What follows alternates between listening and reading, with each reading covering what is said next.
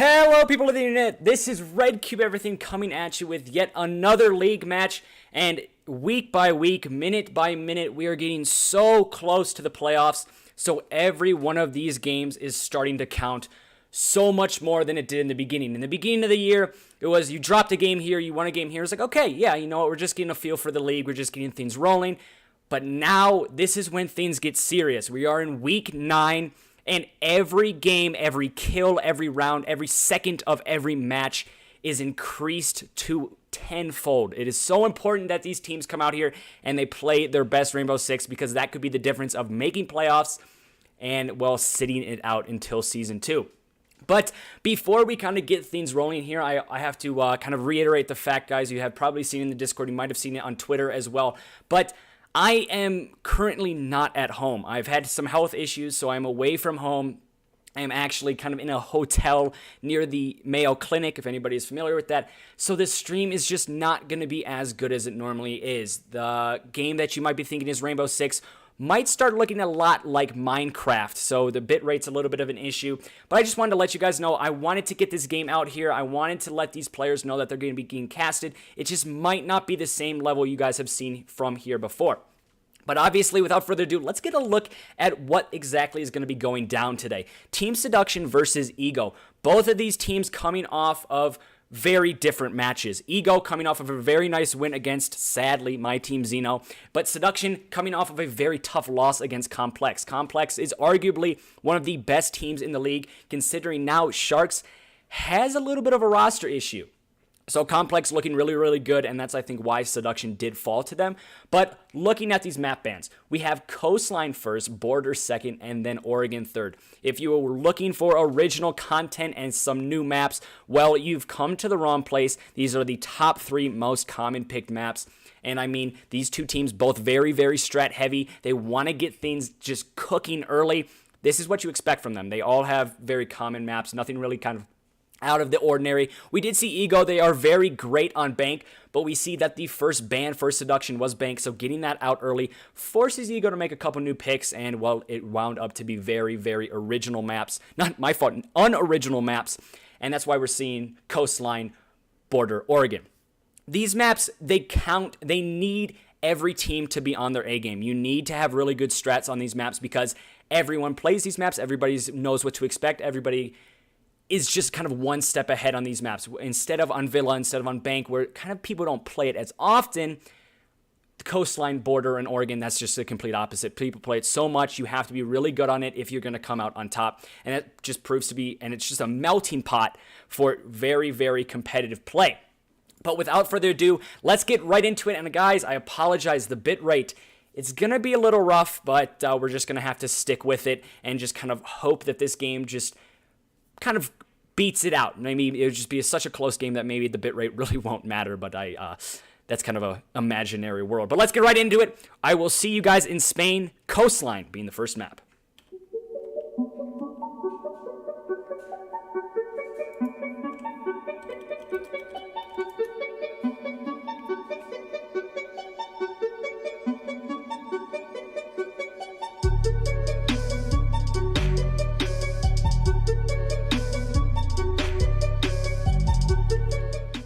All right, guys, here we go, and on to my favorite part of the match, the operator bans.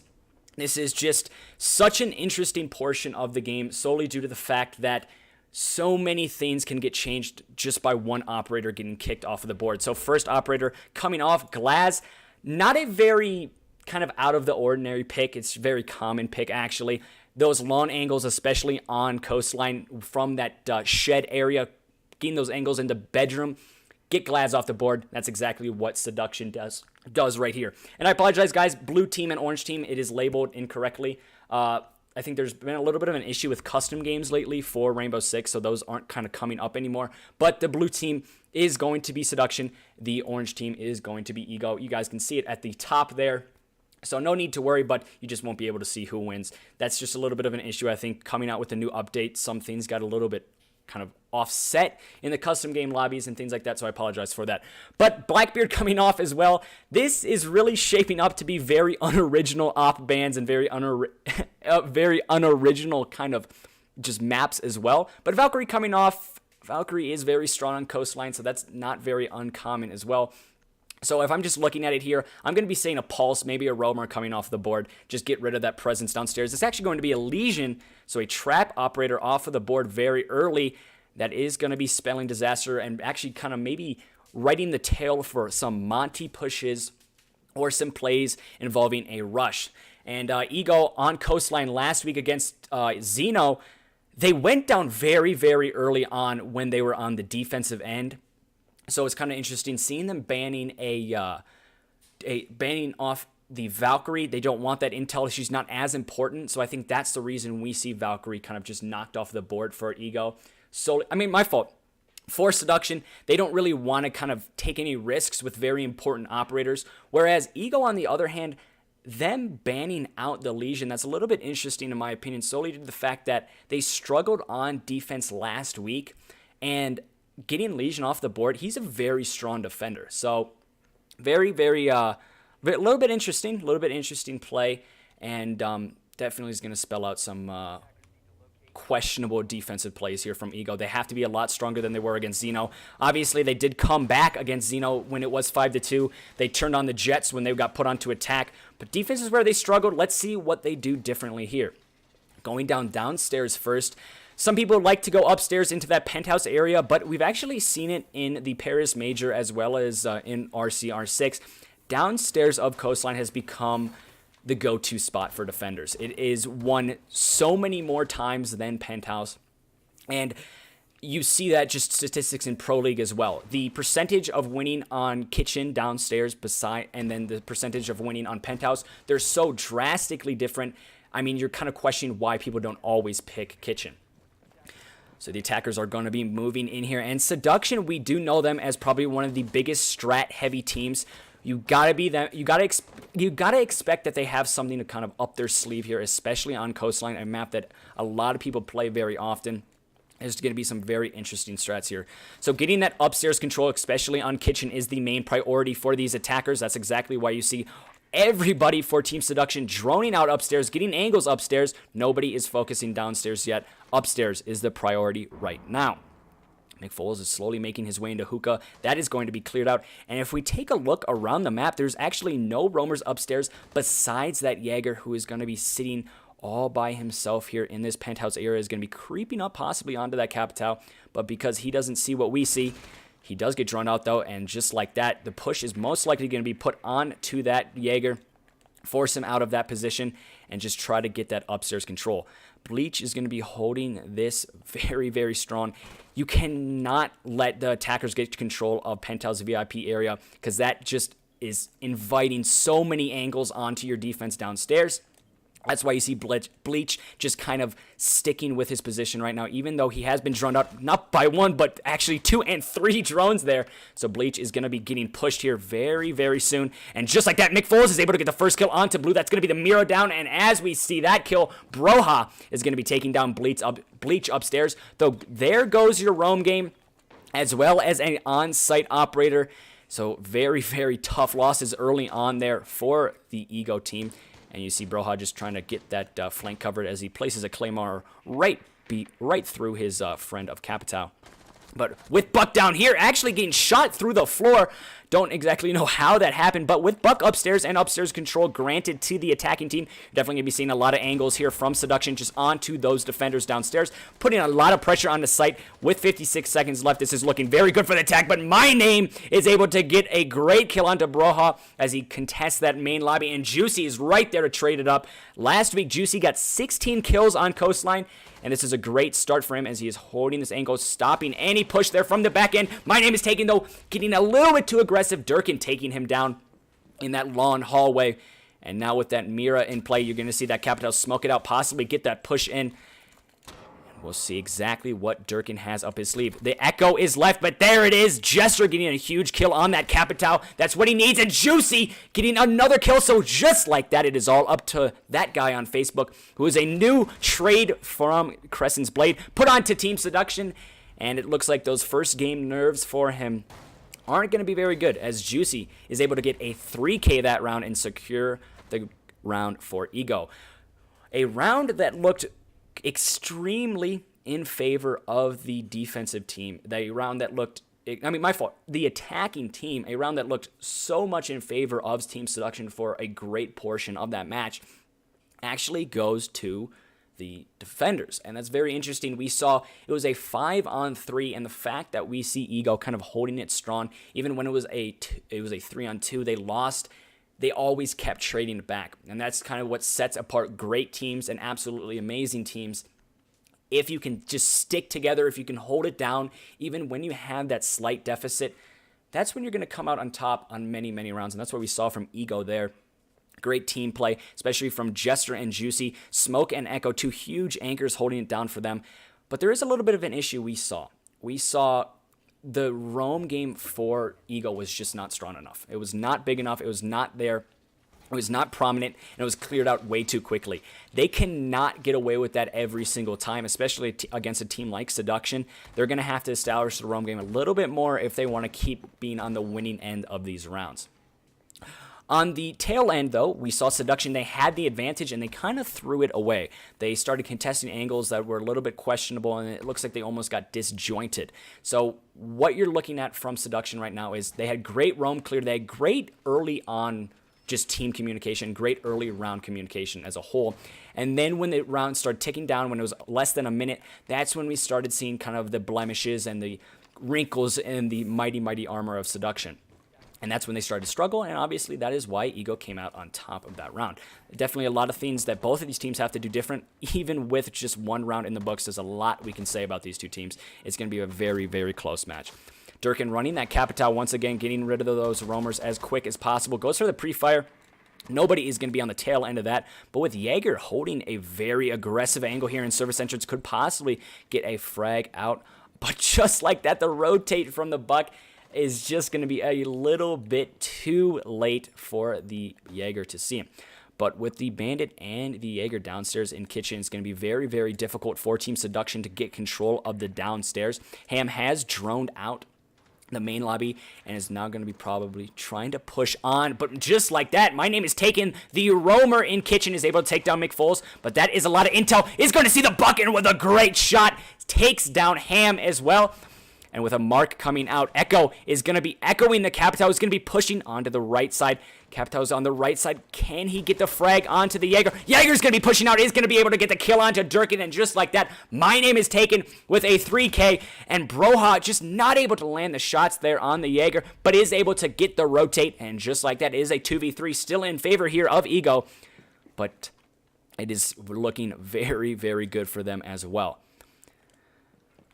So it's just all up to that guy on Facebook and Broha, the two 4th and 5th players that seem to get rotated out of the Seduction lineup quite often. Let's hope they can pull it here against a very heavy anchor hold from Team Ego. And just like that, just looking at the time here, 1 minute still left, and you have a 2-on-3 and just complete site control now in favor of the defense. No site pressure, but there's still a lot of time for the attack to work. So this really is anyone's game. Obviously, the numbers are in favor of the defensive team, but just looking at map control, the attackers have a fair amount of control. They haven't gotten control of VIP, though, and that's huge for this attack. And with 51 seconds left, that's still a lot of time, but is it enough time to get control of these crucial points of the map, especially against operators like Echo and Smoke? It's going to be very, very hard. Something that's actually very interesting and something that's a little bit odd to note is we actually didn't see the Mira get banned out here, and we almost see that 9 times out of 10. Mira's pick rate has gone from a 98% to a 32% solely due to bans. So it's very interesting seeing her in play. Definitely changes the strats for many teams, but it also helps the defensive team a lot. And pre-fires are going to be coming out there from that guy on Facebook, and with 15 seconds left, and with heavy sight control from the defense, it is not looking good for Team Seduction. Broha does shoot the cam, but that's just going to be a little bit too late. Juicy is able to get a kill onto that guy on Facebook. It's going to be all up to Broha, and Jester is able to get the frag as the Echo. Great hold there from Ego. Their roam game was absolutely deadly, and although it didn't take out a lot of time from the attacking team, it got the kills it needed. There's 2 ways you want to roam. You either waste as much time as possible and then rotate back to site, or you get as many frags as possible and maybe risk your life. It's basically 2 sides of the same coin. And what we saw there from Ego was very aggressive roam from Bleach, and it came out, not my fault, from My Name's Taken, and it was very, very strong roam. It was aggressive, it was good, and he got the frags he needed. Even though it didn't take a lot of time out of the push, there was just not enough bodies on the Seduction side for them to make a meaningful push. So great roam there, completely opposite from what we saw from the first round. And that could be solely due to the fact that there was a different site. But now we're going to be seeing yet another different site because of the new rules. If you guys aren't familiar, it is a rotation parameter of 2, and it's based off of rounds played. So no matter what, you have to be good on 3 sites. On Coastline, it is almost always going to be kitchen and penthouse. And then that last third site that you need to get good on is either going to be hookah or double bar. Some people are going to be opting for that double bar because it has found its way into the Pro League scene and has kind of found its way into a meta almost, but we see Ego here going back to old reliable hookah, pool table, or billiards, as kind of the more technical term for it, is going to be their choice here. On the last defense here from Ego, when they were on this site against Zeno, we saw great pressure in the bar area, just kind of blocking off that A and being almost, and we saw the Legion, who has been banned, being almost a buffer for that A presence. And it was just great play from them all around. Are they going to be able to do that exact same play again here? Are they going to be able to get the same amount of frags?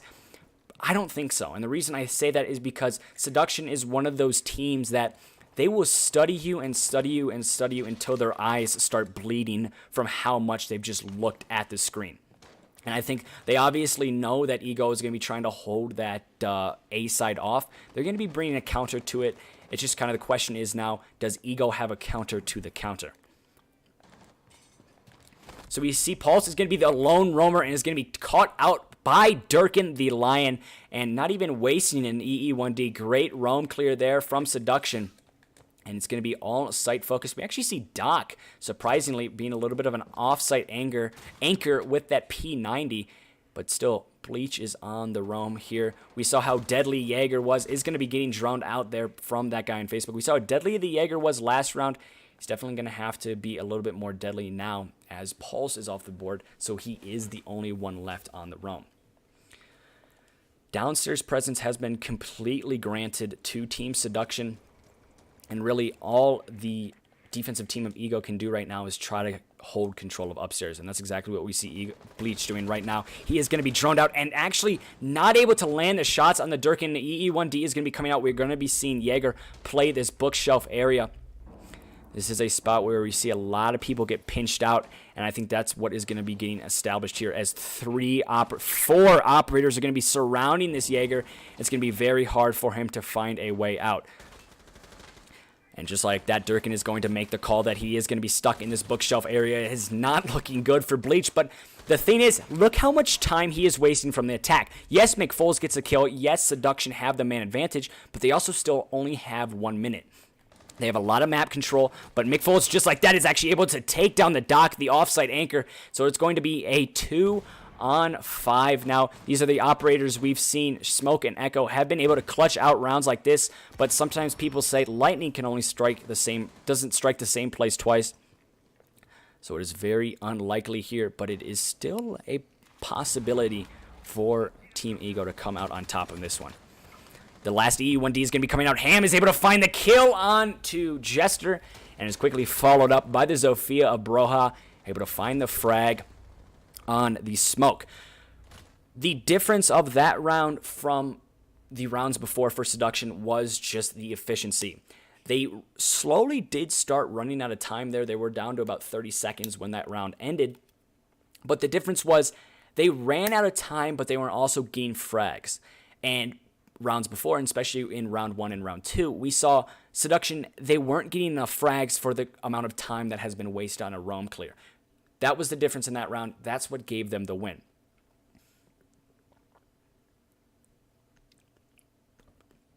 Something to note that is very interesting about these two teams is they are both in a very similar spot in the league. They are both in an area where 1 game loss could mean the difference between making playoffs and, I guess, sitting out until next season. And with that, that comes a lot of nerves, that comes a lot of pressure. and just a lot is put onto these players' shoulders. Because if I'm not mistaken, if Ego lose here, I think Seduction have a slightly different story. It just depends on their map differential. If Ego lose here, they might be out of playoff contention. I'm not 100% positive, but it is, I think, a little likely for them.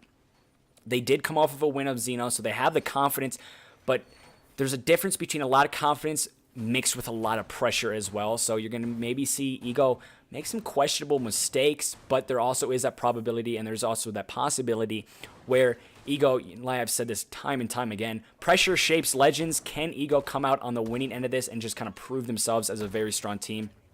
As the pressure has been mounted, now they just have to answer it. And I mean, and like I said, the same thing kind of applies with Seduction here. If they lose here, I think they still have a little bit of leeway for playoffs and making playoffs, but there still is that pressure, because if they lose just 2, they're in the same spot where they're going to be sitting out the playoffs and going to have to wait for season 2. So pressure on both of these sides. The question really is, who's going to be able to answer the best, who's going to be able to come out on top, and who's going to be able to just kind of keep the team together the longest. So once again, on that kitchen site, you got to get upstairs control, and that is the priority for Seduction. It's going to be Bleach, the lone roamer. Once again, very site-focused here from Ego. As actually, Bleach looks like he's going to be rotating back downstairs. And as Bleach was trying to shoot the drone, almost caught the stray head of the Lion, and it's actually going to be Mick Foles, who is on the tail end of that kill, is going to push that Jaeger and get a huge frag for his team. Not a lot of time wasted and 0 frags for Bleach as Jaeger. Very, very, very bad roam play from him. He's definitely going to have to start coming out on the winning ends of those if he wants these rounds to go into his favor. Already, Seduction have complete upstairs control. They have a lot of time in their hands, and it's not looking good for Ego right now.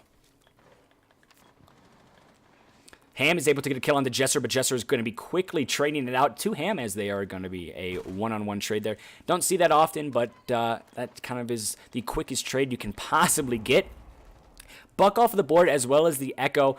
I think, obviously, Ham comes out on the winning end of that. Yes, the utility is out of the Buck, but not having that Echo for plant denial is huge, so Ham definitely winning that trade there, and it's, again, not looking really strong here for Ego. My name is Taken, holding the ACOG angle from Bathroom.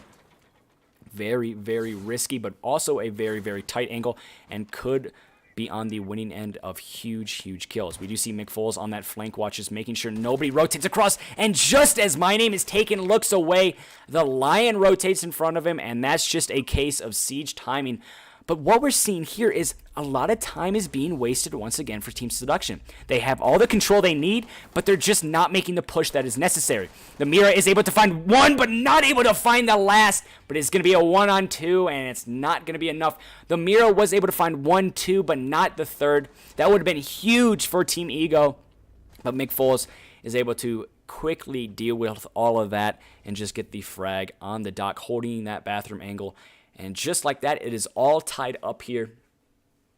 And we see Seduction slowly crawling their way back into this one. This is going to be the last attacking round for them. And then we will be seeing the rotate of sides. Obviously, if you guys are not familiar with exactly how that works, it's 5 attack for one team, 5 defense for the other team. And then the sides are flipped. And then you're going to be seeing, obviously, Ego are going to be going on attack for 5 rounds, and then Seduction are going to be going on defense for 5 rounds. So that is kind of the new format of how things are going to be, just kind of going from now on in Rainbow Six Pro League. I don't really expect any changes to that format. This has kind of been I'm not 100% positive, but I'm pretty sure it has been liked a lot by Pro League players, and I think they love the format. The only thing that I think they have a problem with is one-map games where you can tie, and I personally absolutely hate that. I think they definitely need 3 maps to see who kind of comes out on top, who's the better team. But, enough about Pro League. Everybody's probably been watching the Paris Major. Let's get into some RCR6. So we are going to be seeing Ego on the Penthouse hold. They did win their Penthouse hold, but they also were coming off of a win on Kitchen. We just saw them lose Kitchen, and is that going to be the difference in confidence that Seduction need to come out on top in this round? Obviously, it is just one round, but every competitive player knows, every competitive team knows that even if it's one round, even if it's one kill, even if it's just little things, that can definitely bring down a team's morale. It just kind of depends how strong you are as a team. Ego obviously have to be one of the strongest teams, as just like that, my name is taken on that Jaeger, has been definitely doing a lot more work than Bleach, and I think that's most likely where we're going to be seeing him lie, as he continues to get huge frags for the team of Ego. And just like that, lying off the board so early on is one of the most important kills you could ask from your roamers. And no EE1Ds are going to be coming out, but just like that is late trade, but a trade nonetheless, as McFoles is able to find the head of the Jaeger. And with Blue also roaming downstairs very, very low, is going to be holding contention into the security room. Sophia trying to land a couple free pre-fires, but it is not going to be coming out on the tail end. The pinch is definitely going to be getting established here on Blue, and just like that, that guy on Facebook is able to clear out the roam, and it's all sight focus from here on out for Team Seduction. They have the man advantage, but they don't have the EE1Ds. Even though not a lot of time was wasted in that roam, I'm probably still going to give that to the defensive team. They got rid of those EE1Ds, and that's huge for them, as Claymore is going to be getting dropped there from McFoles. Very risky play. I'm very surprised that the smoke of Juicy was not able to hear that and did not peek that IQ.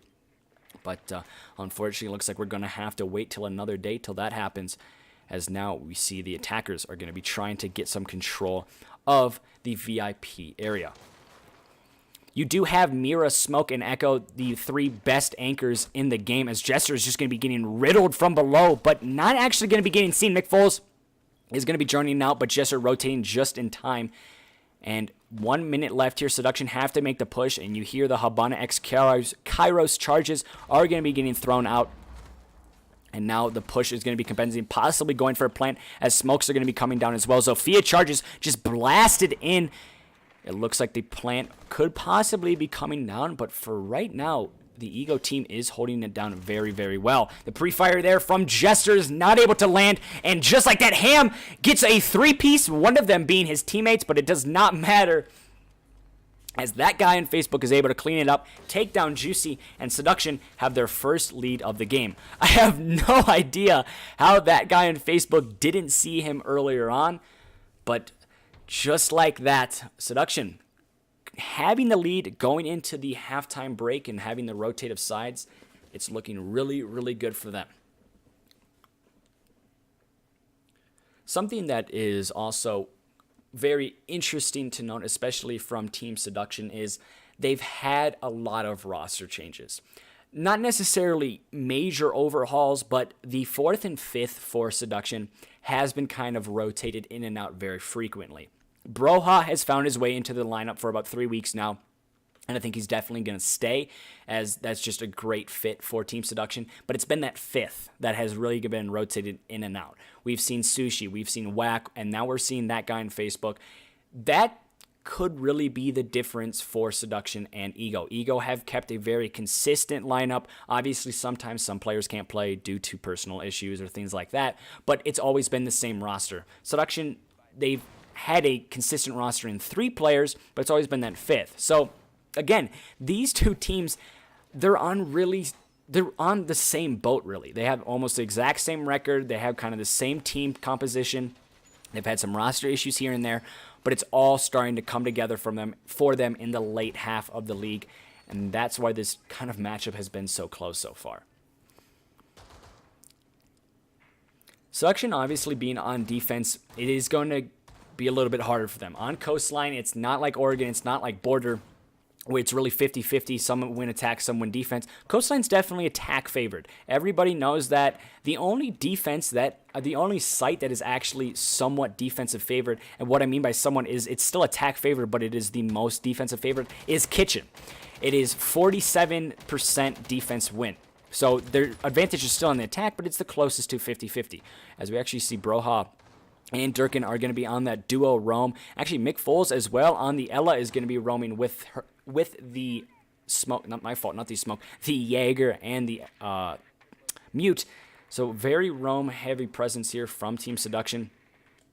It's definitely going to be a priority for Ego to get that cleared out as quick as possible, because those late round flanks could be absolutely horrendous for the Ego team. They got to get rid of those roamers quickly.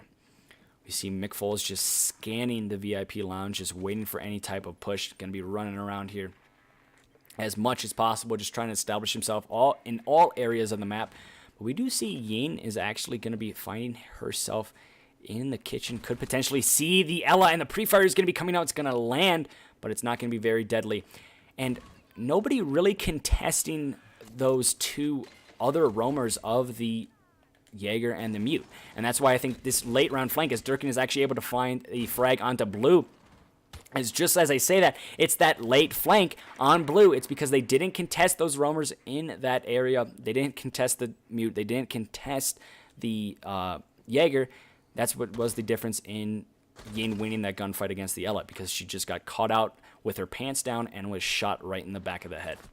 Durkin, though, is going to be taking a lot of fire there from My Name is Taken, but Broha right there with Durkin is able to clean it up. And just like that, great roam play so far, as Twitch of Jester is just trying to land a couple shots onto the Jaeger, but not able to find the head. And it's going to be very, very difficult for the team of Ego to get any type of map control, especially as these roamers just continue to get frags. Finally, one of them is knocked off the board by Bleach, but Mick Foles is quickly there to trade it up, and it's going to be all up to Juicy. He has the Dokkaebi, so he might possibly just ring a couple people, try to get some intel. But with 48 seconds left and Diffuser downstairs, it is not looking good for Ego. A 4v1 is possible, but it is not probable. The push is going to be coming in. He's going to get flashed, Ellen, and absolutely everything. Ham is going to be able to find the winning end of that gunfight, and Seduction, now with a 4-2 lead, both of those players being concussed by that Elamine could have been the difference in winning that gunfight and losing that gunfight, but nonetheless, Seduction come out on top 4-2 now, and that is going to be 4 unanswered for Seduction. It's looking really, really good for them. Lots of confidence in their end, and they are one round win away from match point.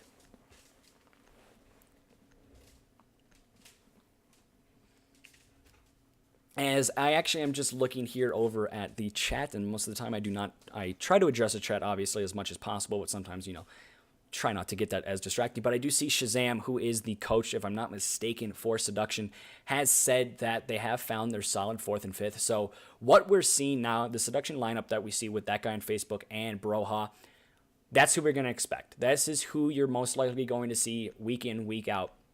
So that is great, great news for Seduction. I consider myself fairly close with the Seduction players, so I do talk about their team composition, kind of what's going on with their team quite often, and I know they've been having issues with their 4th and 5th, and it's great to see that they finally have found a set roster.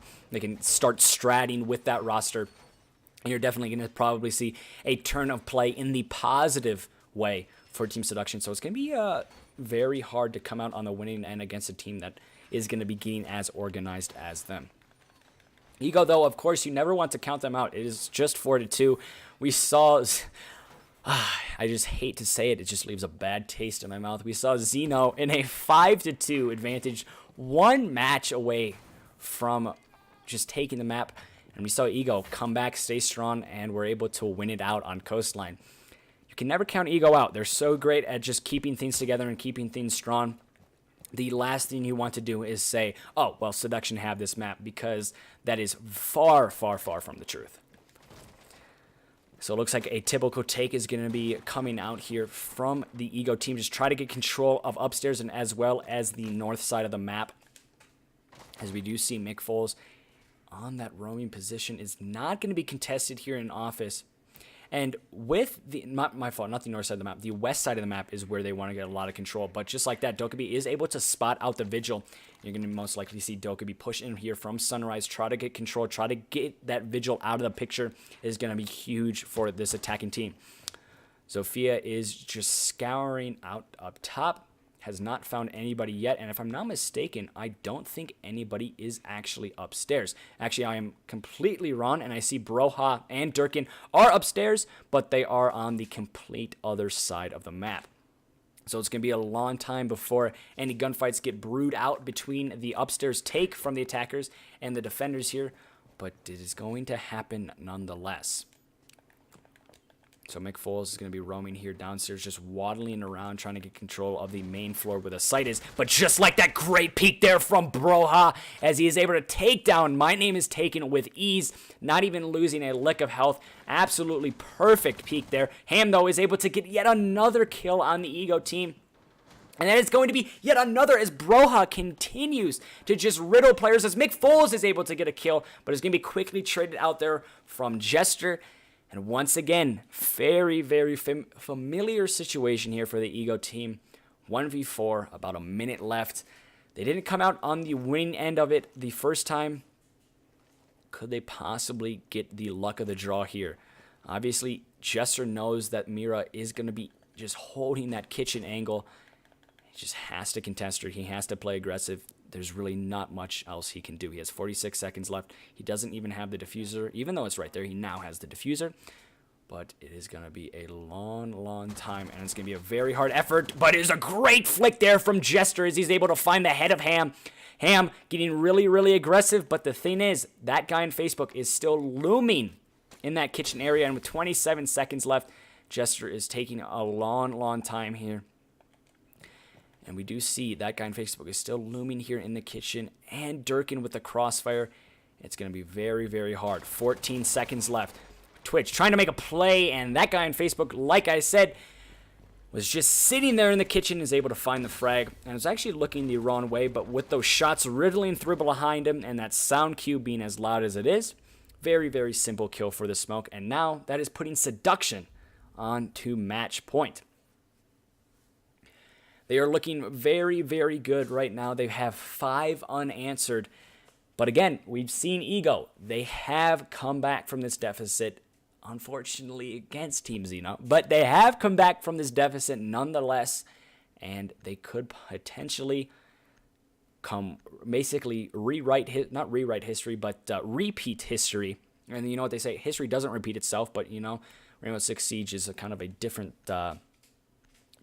section than history. I really don't want to talk about history because, you know, school is starting soon. So let's just kind of gloss over that area I just said, because I do not want to be thinking about that right now, because I have not done any of my summer assignments. But it's okay, because Rainbow Six Siege is the priority. And we do see Broha is going to be 6-picking off of that Jaeger onto the Pulse. And we're actually going to be seeing an Ashe come into play, I think actually for the first time, which is very, very odd to say. I could easily be mistaken there, but I don't think we've seen really much of Ashe. Obviously, when Zofia came into play, you did see Ashe's pick rate just dip down significantly.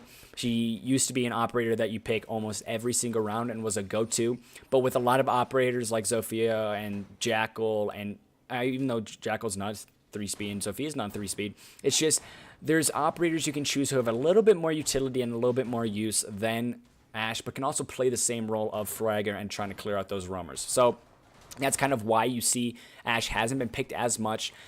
And it's to kind of a pretty logical reason. There's just kind of operators that you would pick over her. But again, with her in play, she has just an absolutely amazing gun, and she will most likely be that entry fragger. As we do see Bleach, he was the roamer for Ego. No, my fault, not Bleach, he was Blue. Blue was the roamer for Ego as well. So most of the time you do see the roamers are going to be on that typical entry fragger position. So that's why most likely we do see the Ashe game played out from Blue. Broha is going to be sitting here in Sunrise Bar and trying to establish himself as much as possible. Durkin is going to be able to find that drone. I don't necessarily know if Broha did get droned out, but Durkin is able to find a kill onto Jester so early on. The roam game from Seduction. The roam clear was rough for them in the beginning. They fixed that, and now the roam game on defense is absolutely amazing for Seduction. They're beginning absolutely insane frags. They've gotten the frags that they need so much almost every single time. It's looked really, really good for them. And that's why we do see the Jackal in play. Obviously, Jackal is struggling to do his job as one roamer has already found the casualty of the Dokkaebi. And Broha looks like he could possibly find yet another, as the Yin is not my fault. The Ashe is going to be, no, my fault again. The Twitch is going to be rolling around outside. but it's just that roam game and how much time it has taken off of the board for that Ego team on the attack.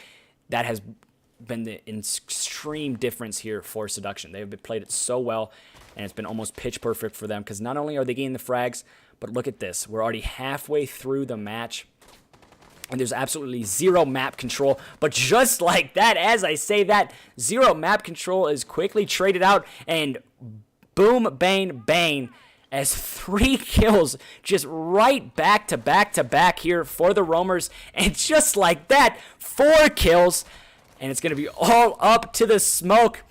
And I was talking about how much the roam game was so good for Seduction and how Ego was struggling to get any type of momentum. And they just kind of slapped me right in the face and said, you know what, watch us get 4 kills back to back to back to back, and completely flip that round in favor of us. So absolutely great play there from Ego. That's what they excel at. They excel at sticking together. They excel at just kind of not falling apart when someone goes down early. And we see it there. Perfect example. Great roam game. Wasting a lot of time. Getting huge frags for Seduction. But Ego still come out on top. They had 1 minute left about, and then they just fragged out. Absolutely great play there from Ego. When all things looked not in their favor, they said, hey guys, you know what? Let's just win this with some mechanical skill. And they got some great frags. And now, is there a potential for a comeback? Can they be on the horizon of another Xeno situation? Possibly.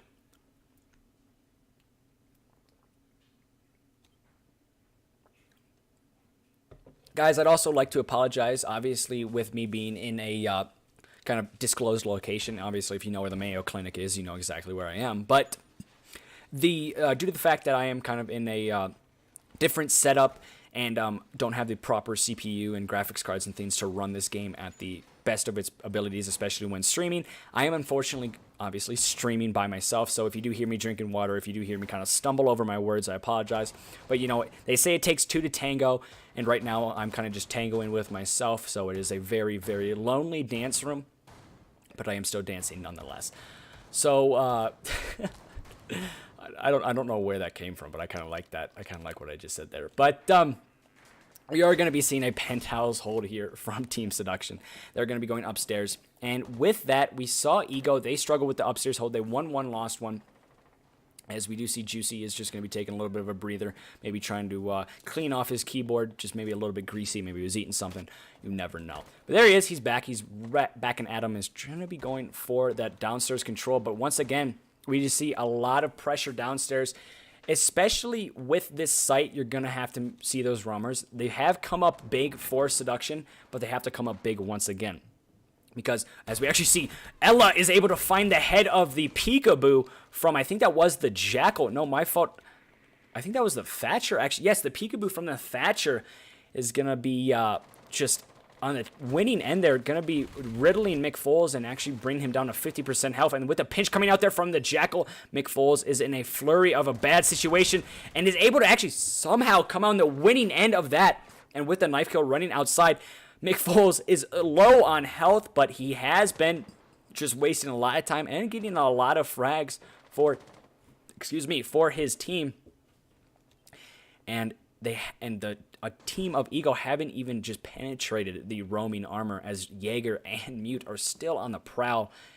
And Mick Foles is just kind of sitting here looming in the aquarium area as Durkin is able to find a C4 kill onto Jester. And we've seen the roaming C4 with Mute. It has found itself in a pit situation where it's so good. But Blue finally able to get the kill on the Mick Foles. Mick Foles playing just a little bit too aggressive.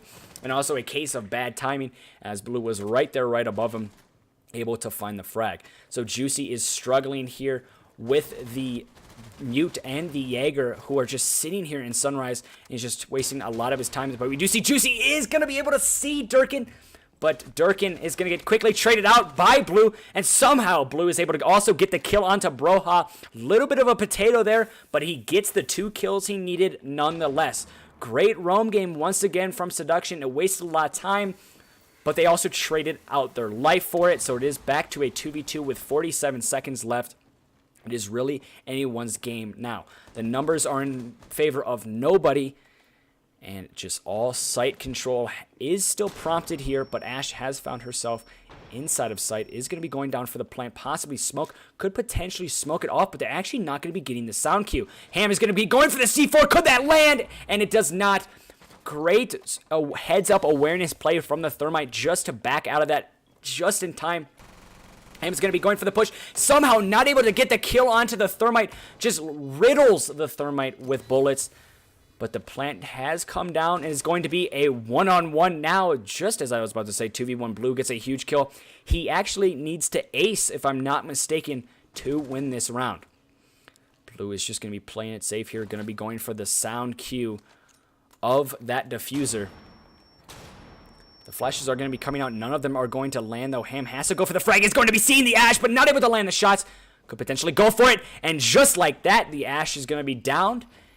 And the defuse is going to be coming out. Does he have enough time? He does. GGs are most likely going to be coming out here from the team. And it's going to be cutting it close here. And Seduction are going to be winning map 1 of Coastline. I'd like to say, looking at that scoreline, it was fairly convincing. But every round came down to the last second or the last player. So great, great competitive play from these teams. And I'm expecting a lot more of that when we go on to Border. I will see you guys once we reach the border, if that makes sense. And Seam Seduction have taken the first map.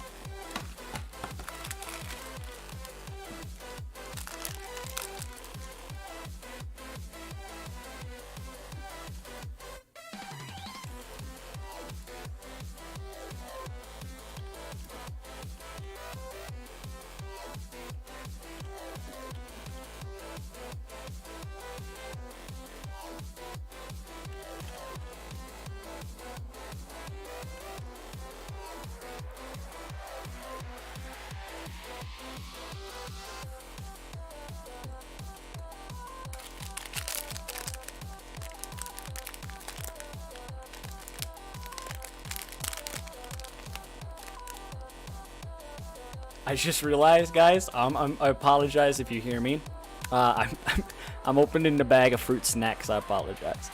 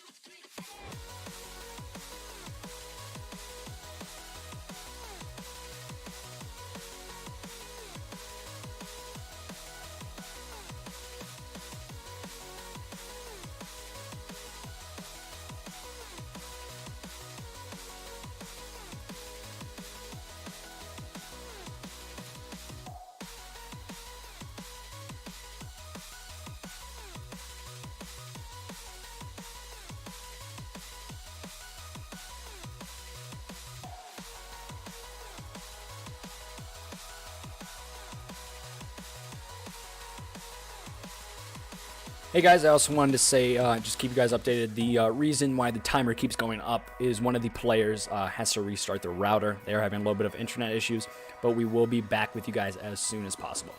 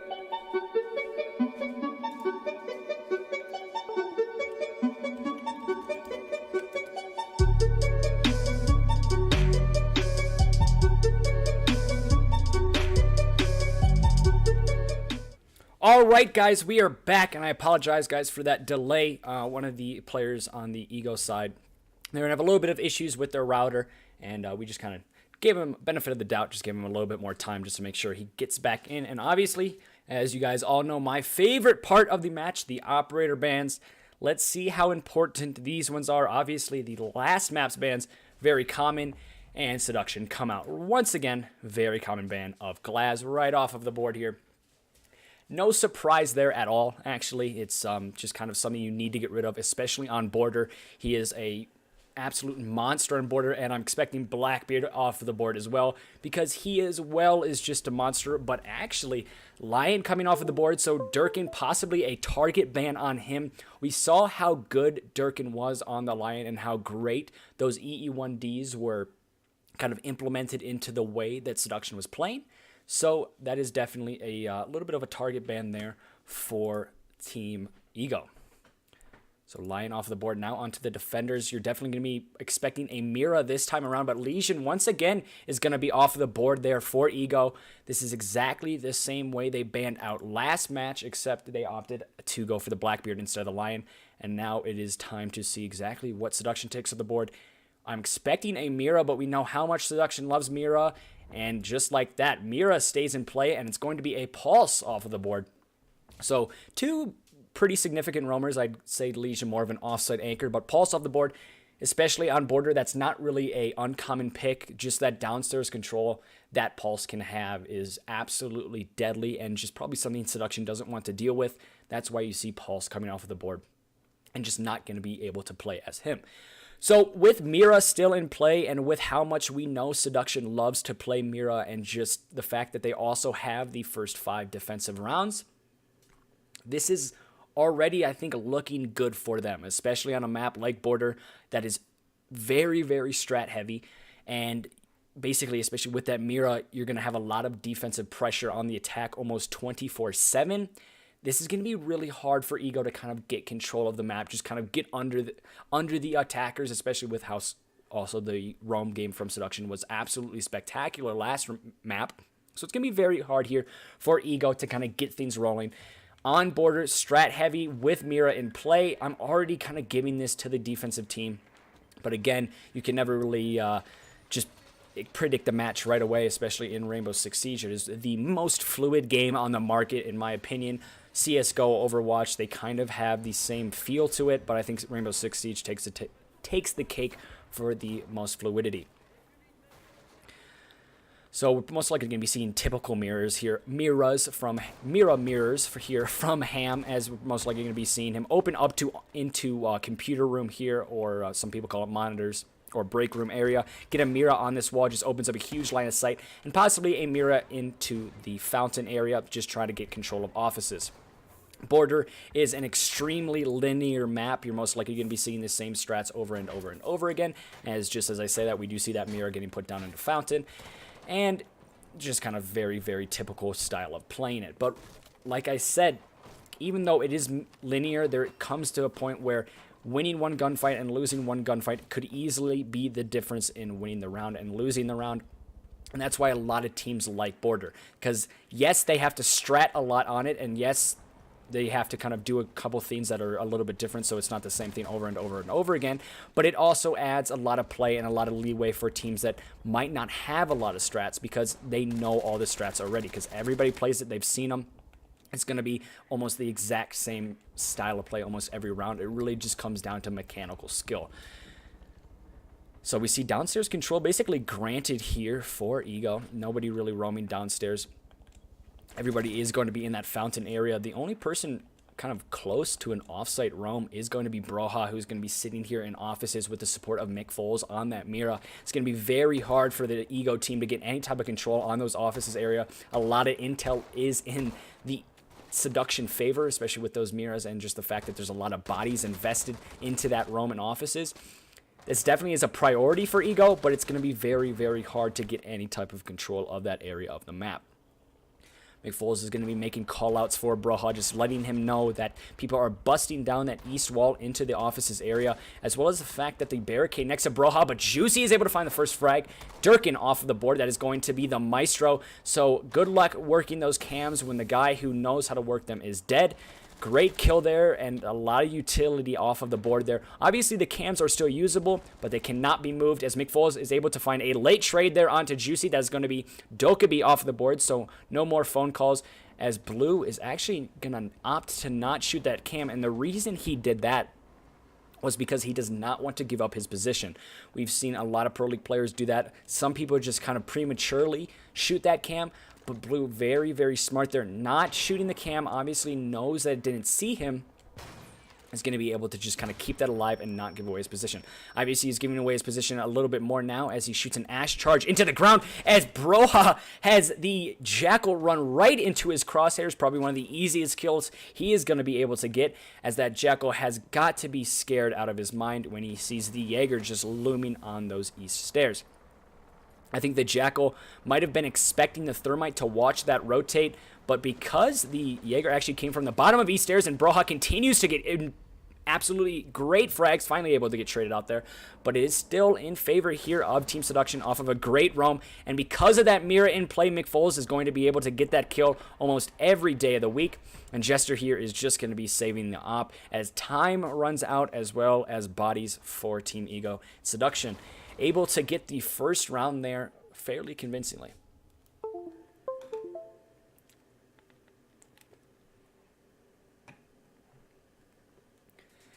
As I do see, a lot of the chat is very, very confused on exactly why the Mira was left in play. And I think the reason we see a Mira in play here, and I don't mean to kind of just beat the same horn over and over and over again about talking about this Mira, but these two teams, they're very strat heavy, and the fact that they can use a Mira in their strats will just make everything so much more easier, and I think that's why we see it just let through the ban phase. Ego, they didn't want to give up the fact that Legion could be let through. They don't want to deal with the Legion. And Seduction, we know them. They love their Mira plays. They're just going to say, you know what, let's just take it and let's just kind of go with it. Even though Ego could possibly utilize her gadget and just how great she is, I think Seduction are just that confident in their Mira plays that they said they're going to probably make the most of it a little bit over Team Ego. That's just based on history on how Team Seduction plays. They have had countless Mira strats, and their only kind of counter for them when they had the Mira was to ban Mira. And now with Mira in play, it's going to be really hard here for Ego, especially on border, to kind of get things going for them. But obviously now with the downstairs hold in Ventilations Rooms workshop, this is go-to, obviously. If you go upstairs, you got to go back downstairs. The question is, what is that third site going to be? Bathroom Tellers has found its way into the meta somewhat. That is very, you got to take that with a grain of salt there, because Bathroom Tellers, some people absolutely hate it, but then you also see a couple teams pull off some very interesting strats that are really, really hard to counter. And that could just solely be due to the fact that not a lot of people play it. But because of the format of this league and that it is CCS format, they're going to have to play a third site that is not Ventilation Room, and that is not the upstairs site of Armory Lockers. So we're most likely going to see possibly Bathroom Tellers. Custom inspections is a possibility, but is very, very unlikely. So upstairs presence is a priority for Team Seduction. They have invested countless amount of utility, and actually 3 bodies upstairs with Broha as Ella, McFoles as the Castle, and Ham as the Mira. All are going to be upstairs just trying to slow down that attack of Ego. And we've seen just how good the map control of Seduction has been on the defensive end in Coastline, how good it was just even on the first round here on Border. So you're expecting to see a little bit more of the same. Shots are going to be riddled in there from this sledge, just not able to find the Mira, and just none of those shots are going to be connecting. Mira is going to be finding her way back into her little safe haven in the office. It's just going to be holding down angles. A lot of time already wasted here for Team Ego. No damage has been dealt as well. So the roam game so far for Team Seduction is going very, very well. You see Jackal finally being utilized. That is going to be one Jackal track that is onto the Castle. So Castle is forced to rotate and move around. Is actually going to be holding a very nice angle here. If that Jackal does decide to pursue that Castle, is going to be picked out from the bottom of those stairs. Aoeah is also going to be kind of tracked here as Jackal is just trying to get any type of roam clear, but with 1 minute left and no bodies going down, this is definitely in favor here of the defensive team. Flanks are open, zero map control for the attacking team as Ham is just kind of rubbing the dirt on the wound so far, as Juicy is going to be going down, so not even man advantage for Ego. It is not looking good for them. But My Name is taken. Great map awareness, able to get the kill. And with the Mira rotating in a very dangerous position, Mira actually is going to be jumping out of the window and killing herself. So very unfortunate there for the Mira. I think she was at low enough health that she actually just kind of... I think the fall damage might have just put her into her grave, and that's very unfortunate there for Ham. Bleach is able to finally get the finishing kill onto Ham, but with 26 seconds left, it's not getting good. Jester is able to get a great drop there onto the Castle, so it is now a 2-on-4. That guy on Facebook is able to find one kill, make that a 3v2. Smokes are going to be coming out. 14 seconds left. This is a favorable situation actually for the defense, even with the numbers advantage in favor of the attack, as that guy on Facebook gets another kill. The plant is going to be coming down onto default though. And just like that, Blue is holding the angle from up top, and Ego are able to find the win in the last seconds. The difference of that round and the round before was how long the roam game held out. Obviously, that Mira jumping to her death was very unfortunate, and that kind of slowed down the momentum for the roamers and just lost a body kind of prematurely for the defensive team. And then that invited, obviously, we saw how important that upstairs angle was for that buck. They were able to hold the upstairs, hold the plant, and it forced any type of rotate that was going to come out from the defense was easily dealt with. So that's why roam game on Border is absolutely probably the most important out of any map. If you have upstairs control, if you have vertical play, whatever team is on the positive side of that vertical play is most likely going to be winning that round. We saw Ego, for a good majority of that round, actually were on the negative side of that vertical play. They were not getting any type of control of the map, but then that was all turned in about 30 seconds. They got so many angles. They got the angles necessary, and they didn't waste their time. They got the plant down, and it was easy as that. They got the frags they needed, and with that vertical play, they stopped that rotate and were able to not only get the plant down, but also get the kill trying to prevent that plant. So once again, on to Ventilation Room. We're most likely going to be seeing a similar style of play here from Seduction. Most likely not going to be seeing any changes here. It was one round, and kind of the go-to for a lot of competitive teams is if one round it doesn't work, try it one more time. And some people can agree with that. Some people can absolutely hate that. But I think that's kind of a good rule to stand by, because you don't want to give up on a strat if it just doesn't work the first time. Sometimes things just don't go in your favor. Obviously, Ham going down like he did was not in favor of Seduction. That could easily be the difference to winning that round and losing that round. I think that's why we're most likely going to be seeing a very similar hold here from Seduction, because they're just going to make it tighter. They're just going to make it a little bit better, and that easily could be the difference of winning the round and losing the round. But then the question comes around, if it doesn't work again here, you definitely have to start changing things up, possibly change the site, and maybe just change the strat a little bit. So, like I said, because we are seeing a very similar strat, upstairs control is a priority. Mick Foles is actually going to be playing in a slightly different position, not going to be right next to the Aoeah in that army lockers area. Is actually going to be here in security room. Is going to be getting droned out. I actually don't necessarily know if that drone did see him. As we do see McFoles is going to be going out for the aggressive run out and is able to find the frag and onto blue, but he's not able to find the kill onto My Name Is Taken, and My Name Is Taken with that Jackal, I think, was able to just predetermine exactly where that castle was standing. There's two ways to use Jackal's utility: figure out where someone is and see if a room is clear, as well as the fact that you can track someone. So I think Jackal right there used his utility in the first way, which was just trying to figure out exactly where that castle was, able to get the frag, establish a pinch, and even though McFoles did come out with a kill, that roamer was quickly dealt with, because Eagles still have a lot of time in their favor, and they have a fair amount of the map control, but they still have to get past that Ella and that Mira, as well as the Ella using the Mira. So it's going to be very, very tough for them.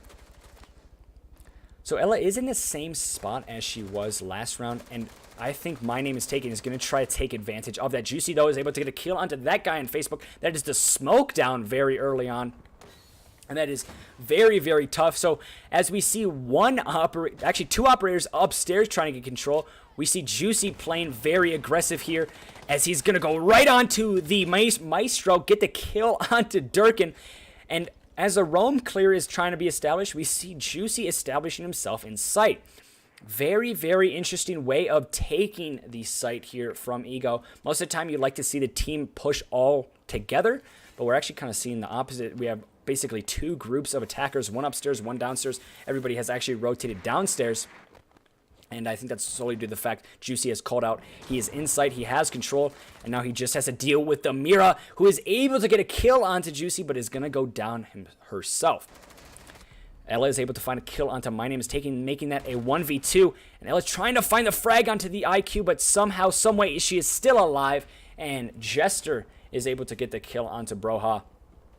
And Ego taking yet another round on the site of Ventilation Room Workshop.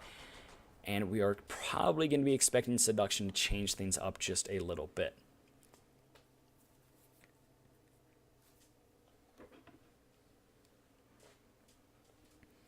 We are going to be seeing, due to the fact that my fault, that they don't have to change things up. If they lose it twice, you actually don't need to see them keep repeating it, due to the fact that it has been 3 rounds where they haven't been back to Armory Locker's archives. So they now can go back upstairs. I apologize for that. I thought that they did have to go onto a different site, but they are going to be able to go back to old reliable Armory Locker's archives. Try to bring these rounds, this round counter back into their favor. And on Armory Lockers, on Archives, obviously the most viable site on this entire map, I'm definitely expecting Seduction just to have a little bit more confidence. They're probably going to come out with, again, a very linear style of play. Not really going to be seeing any big differences, any big changes. It should be almost exact same hold that we saw from them before. But the difference is now, that was the first round. Ego have kind of gotten their foot in the door now, and are starting to kind of possibly maybe run away with this one. It's only 1 round. I don't want to get exaggerated. I don't want to kind of speak a little bit more than what exactly is happening and what we're seeing on screen. Yes, obviously, it is 1 round. It is 2-1. This is literally anyone's game. But there's a lot more confidence on the Ego end of things, as Seduction just lost on the same site twice, and it was in a row. So confidence is slightly in favor of Ego, but not by a lot. We're going to be seeing a actually different hold here from Seduction. They're going to be opening up the fountain area, possibly maybe get a Mira onto the stairs and try to hold fountain from there. But a little bit of a different style of holding this, maybe trying to throw the Ego team off a little bit. Just going away from that linear playstyle could easily be the difference of winning this round and losing this round.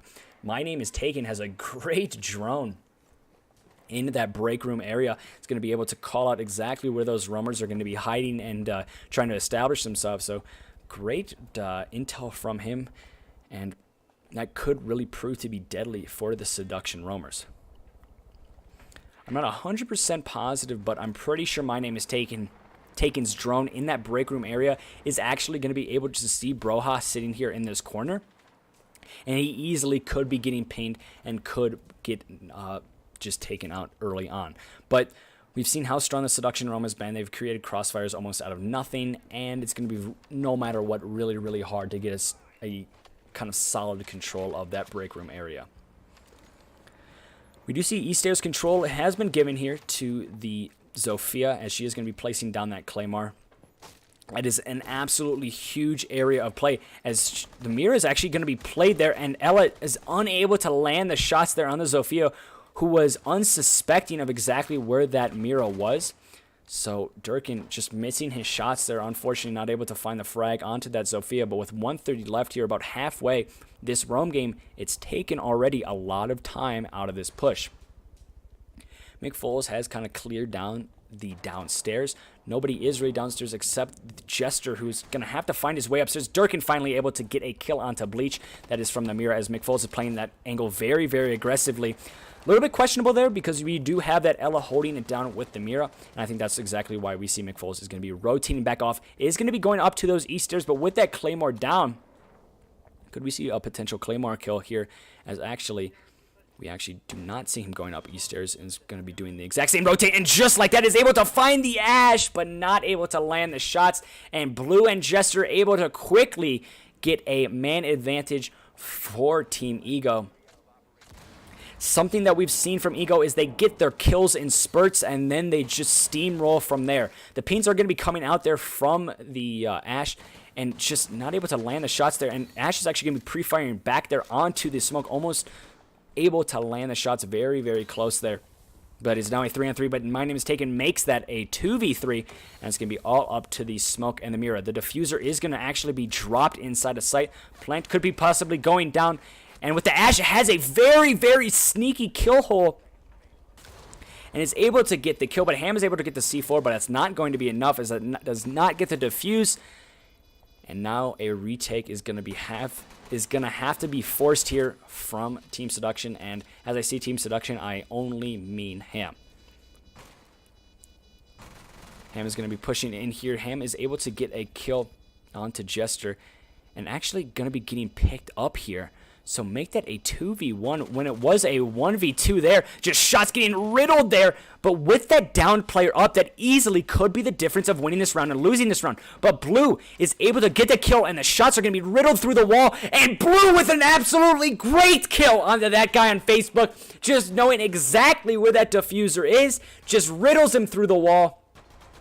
And what a great shot there. And even when the man advantage, it was in favor, obviously, of Ego for a little bit, but with that down player picked back up, when the man advantage was not in favor of Blue, he still held strong, was able to get the kill onto the Mira. Very aggressive push there from the Mira. Obviously needed to happen, but I think there definitely was a smarter way of going about it. But no matter, Blue was able to clutch that out, make that 3-1 in favor of Ego, as they're just trying to stay alive here. Make sure that they cannot lose out another map, because they do not want to give this up to Seduction 2-0. And if they do win this map, in fact, we are going to be traveling to the Americas, and we are going to be playing on Oregon.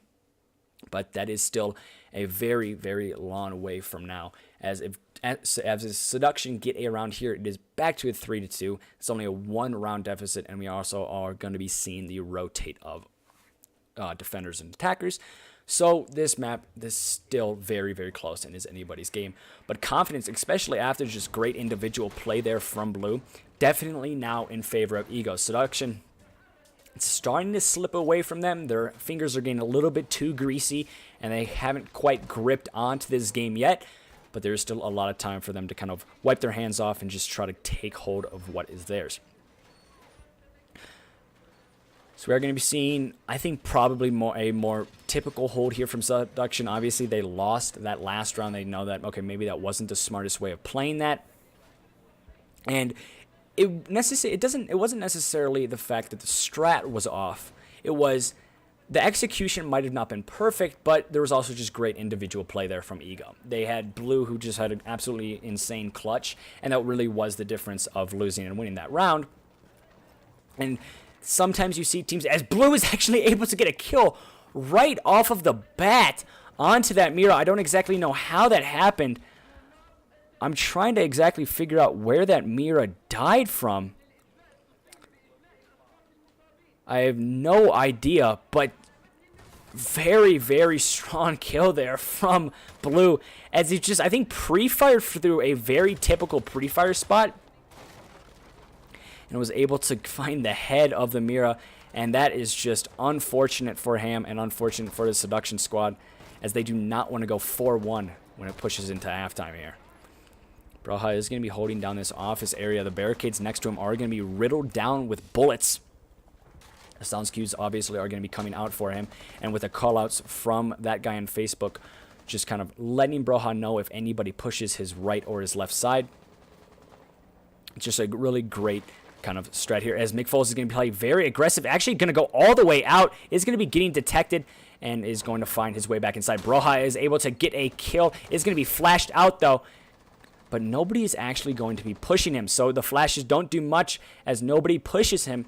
And Broha did find a great kill onto that Dokkaebi, so no more phone calls, as Broha just unfortunately lands in the crosshairs of a pre-fire through the wall. And that is actually going to be 2 players downed for Seduction, who have just died to very unfortunate pre-fires. And we actually could see potentially McFoles here go for the revive. It looks like that's what's going to happen, and it's going to still go back to a 4v4. Obviously, Broha is going to be at 50% health, but having him is much better than just having a dead player. Juicy has found his way into sight and actually not able to land the shots there onto the Bandit. The plant is going to be coming down onto default, and this could be great, but just like that, McFoles with a absolutely huge flank is able to not only get the diffuser, but also get 2 players. Durkin following it up with yet another, making that a 3v2 in favor of Seduction. Absolutely great way to respond to that plant coming down, and McFoles able to get the kill onto Jester. Completely different way Seduction played that round. Very, very aggressive, very in the face of the attacking team, and I think that's what we have to see more from them. Obviously, these sides are rotating, so we can't see more of that from them, but we have to see that on attack. They have to be aggressive. They have to be the ones just kind of making the plays. They have to be the ones calling the shots, because that's what they did on Coastline. That's why they came out on the winning end. When they started falling back, when they started playing a little bit more passive, when we didn't see McFoles going out for crazy runouts, basically, that's when Seduction just unfortunately started to let rounds slip out of their hands. That was a great way to kind of go into the, I guess, halftime and this rotate for Seduction. That's a little bit of a confidence booster. Obviously, they still have that deficit. There's still a little bit to work back there. But a 2-3 is a lot better than a 4-1, because 4-1, that means Ego, we're just 1 match away from match point. So, something to note, I've said this earlier, Bathroom Tellers has found itself into an area where it could potentially be a meta. And look where we see this Ego team going. They're going to be going to Bathroom Tellers. Out of all places, very, very... I'm going to be honest, it's a little questionable. Yes, it's going to throw Seduction off entirely. No doubt about it. But is that risk worth taking? Yes, you have the round advantage, but you don't have the map advantage. And sometimes kind of taking this risk of just trying to throw a curveball at the other team is just not worth it, because you could easily go to a more viable site. But obviously, when you do see a team go down to a very kind of untypical site, and a site that is just kind of out of the ordinary, they have an interesting strat for it, and they are confident in that strat. And what we're seeing here is they're actually leaving the A wall soft. I don't necessarily know if that's intentional, but they're leaving the A wall soft. They are opening up this north wall into B, and they have the Miras playing from the kind of lobby area. So earlier in this match, I said sometimes the team that takes kind of risks and kind of comes out with something up their sleeve will find themselves on the winning end. This is definitely a risk, and this is definitely a little bit of a pocket strat that I don't think anybody was expecting here from Ego. The question is now, is this risk worth taking? Is this something that could easily be something that a lot of people start trying to implement because it is a strong strat, or will we see kind of Seduction just tear it apart, and this might be the last time we see Bathroom Tellers? So Durkin already has established himself on the east stairs, just trying to get rid of those roamers, and just like that, Ham with the nades call him BC, as he is able to get a great projectile kill with the grenade onto Jester. So the Echo out of play, huge plant denial for him, is unfortunately going to be just knocked out there. And with complete upstairs control almost, this is looking really, really good for Seduction already. Huge operator off of the board, and they have a lot of map control. The only person really contesting this map control upstairs is going to be that bandit. He's going to be met with 4 operators and is also going to be stunned with the Zofia charges. The push potentially going to be coming out onto this bandit who is just sitting here taking all the Zofia charges and just going to be waiting and being very, very patient. My Name is Taken is able to get a kill onto Ham, so a trade. A very late one by trade nonetheless, and Juicy able to get 1-2, and that guy on Facebook finally able to trade it out, but it is still here in favor of Team Ego. And I've said this time and time again, Ego get their kills in spurts, and it's just when one kill comes out, it always seems like there's another right behind it. And that's really what's been bumming down the Seduction team. Every time you think they have an advantage, it is quickly dealt with from the Ego team. And just like that, the reloading from Mira, I think, could potentially have given up her position. I don't necessarily know if those silent keys are going to be her, but Juicy is actually able to get the kill onto Mick Foles before he comes around and finish. Actually, he does finish off the Mira, but is still able to get a very, very quick trade. It's going to be all up to the Thermite here. And with the bandit just kind of rolling around, able to get a couple of shots into the leg that brings him down to about 25% health.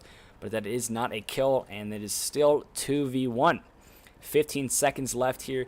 Thermite does have the diffuser, but it is not looking good for him. The Thermite is actually able to get a kill onto the bandit, and it's going to be all up to the castle. The push is going to have to be coming out here. Juicy is going to hear the sound cue, and the plant is going to have to come down and cast a frag, has to stick it now, and that's just too easy for the defenders, as no matter what, they were out of time. He either had to stick it and die, or he was just severely out of time, and again, he had to either hop off of it and just lose the round. So 4-2 now, one round away here from match point for Ego.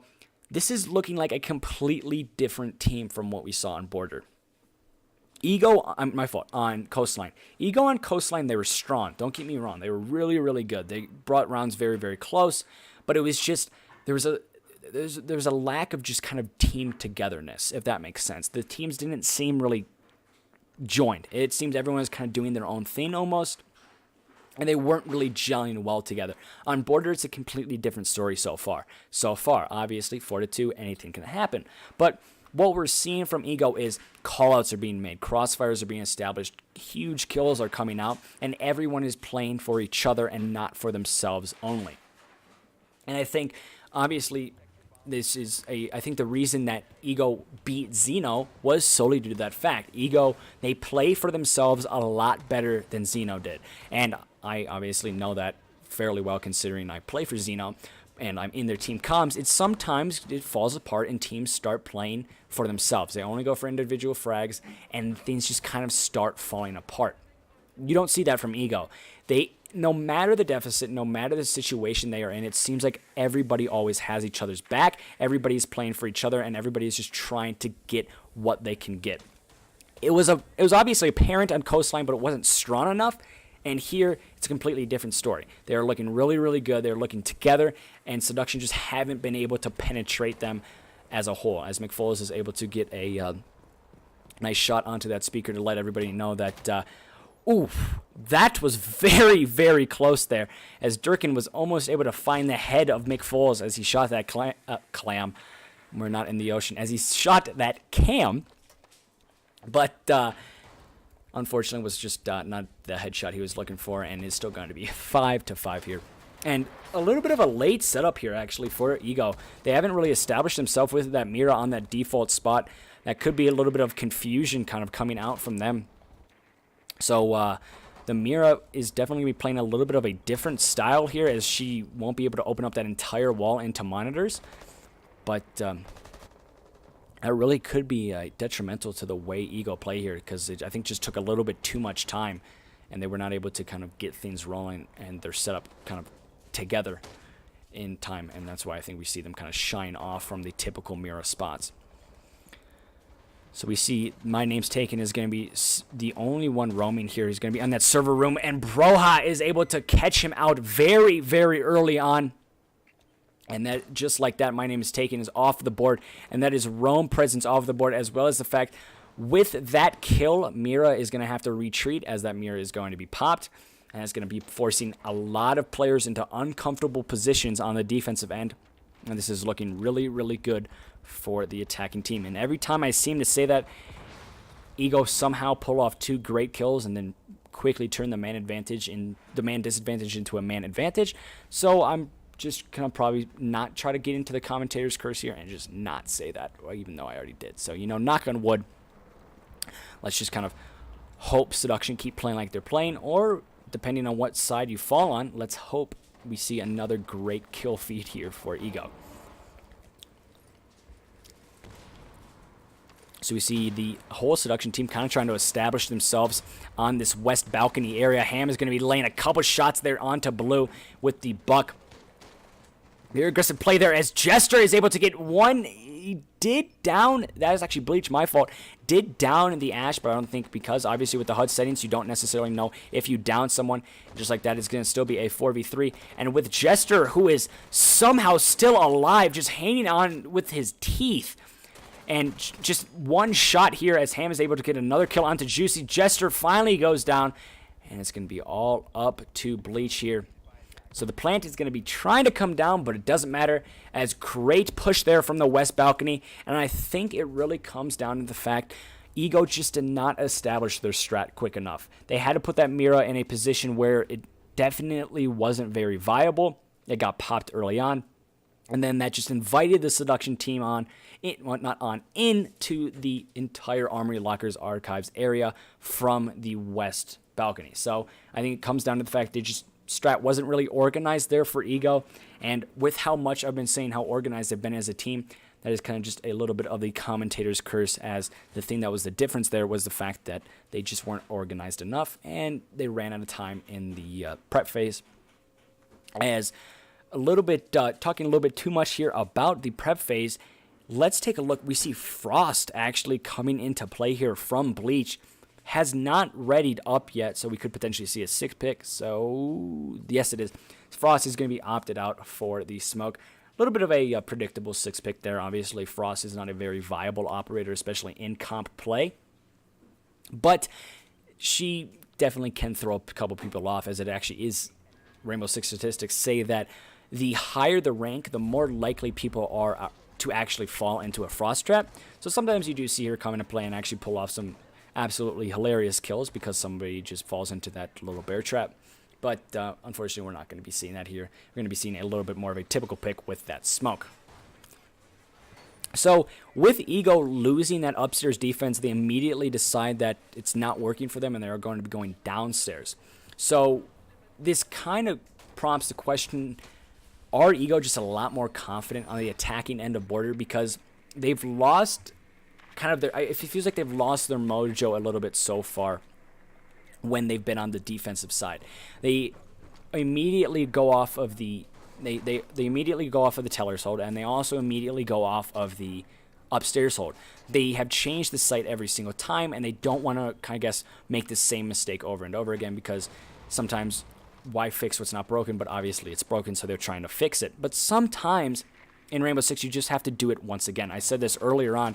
Even if you lose a site one time, sometimes it just is a little bit of a mistake or something here and there that you just have to reiterate, try it again, and then you can come back and win that round. We're not seeing that here from Ego.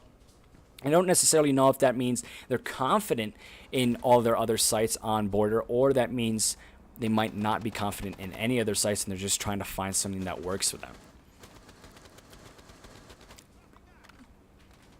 As a ping is going to be coming out there from Blue, as he's just trying to open up that barricade from the Mira.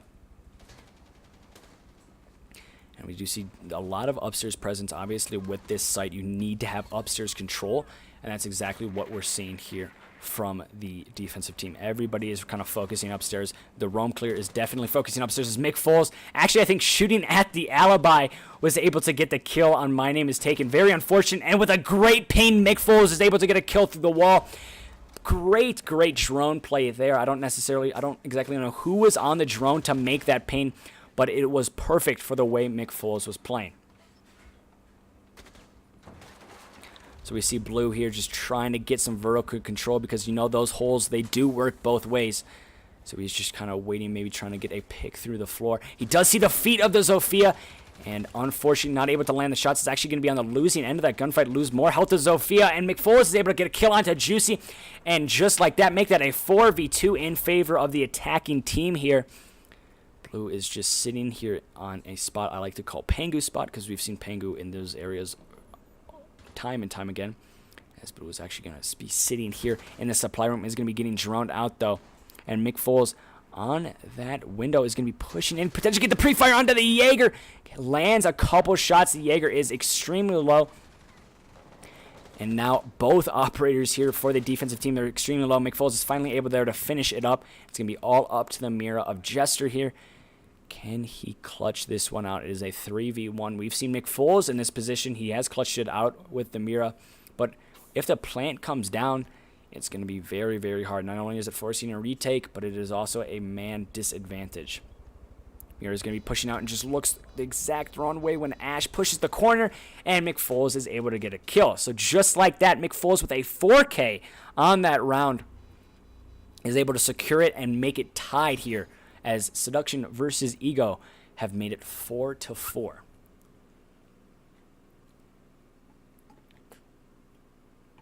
I don't necessarily know what Shadow Boy means.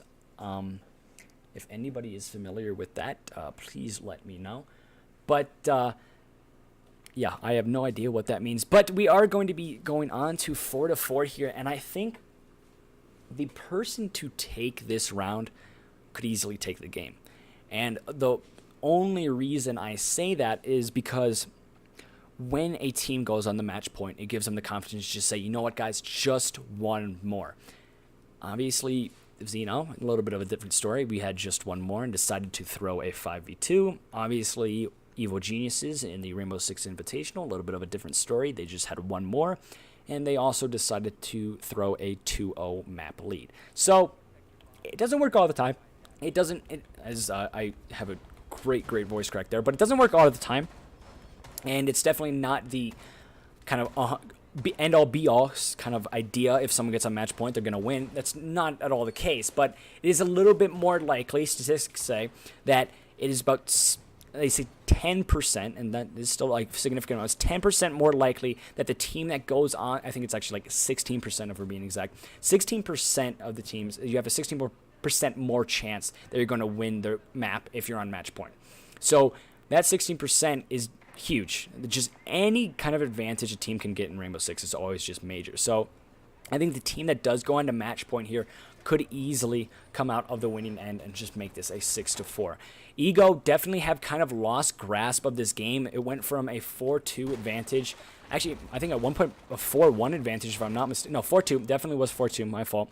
They went from a 4-2 advantage to a 4-4. So confidence is definitely not in their favor, as just like that, My Name is Taken just has the entire Seduction team line up for him in customs inspection.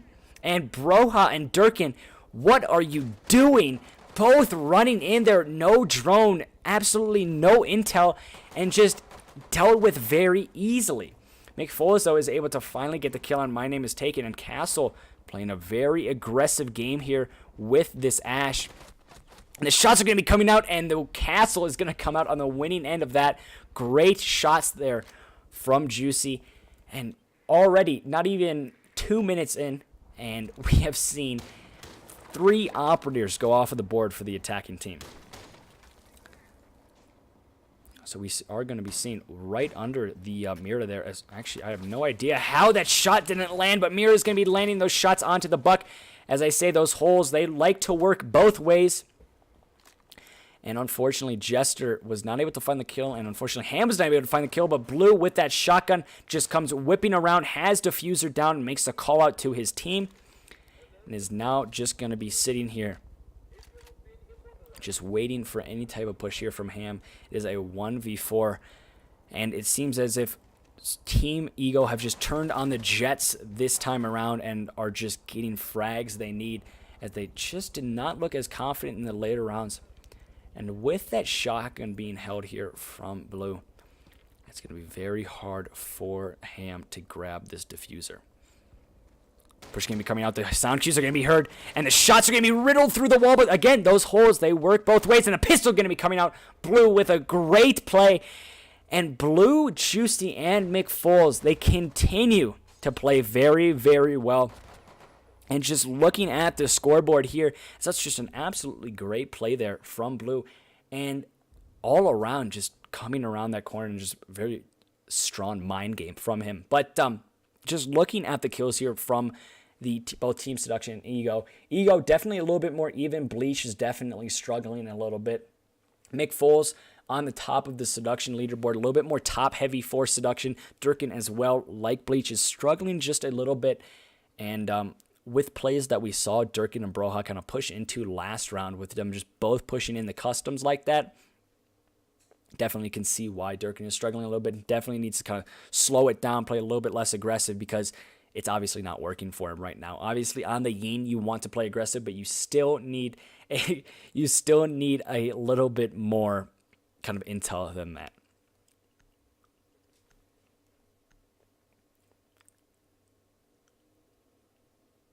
Oh, as I'm just looking over at the stream, Shadow Boy means that we saw, I think Jester was following the shadow of someone. So that is something all pros recommend. They tell you, put your shadow quality at the ultimate highest.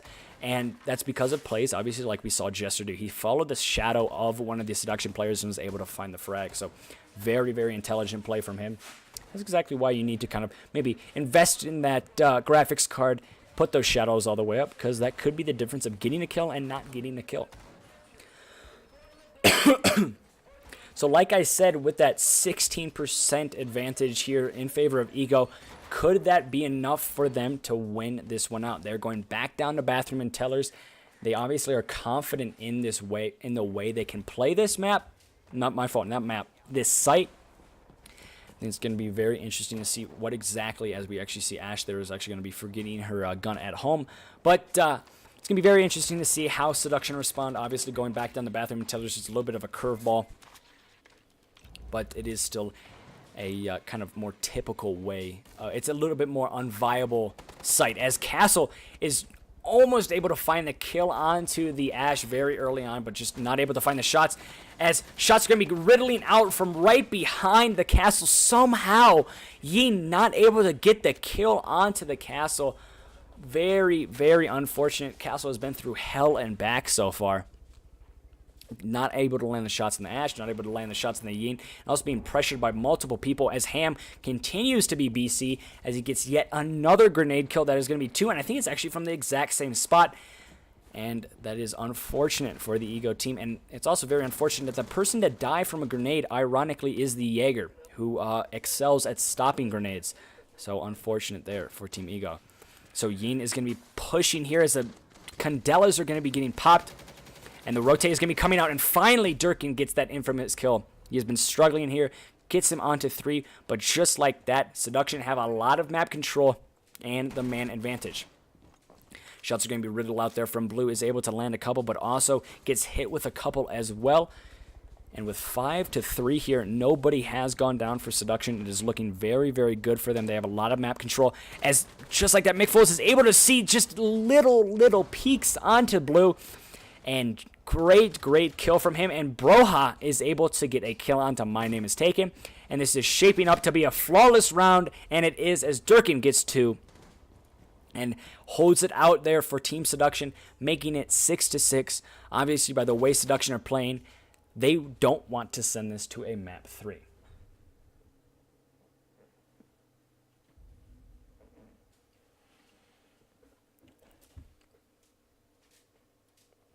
So because of the rule set, there is infinite overtime. So we could be here for a while. The last Seduction match I casted, I think, went to 16-17 rounds, if I'm not mistaken, and we are on 10.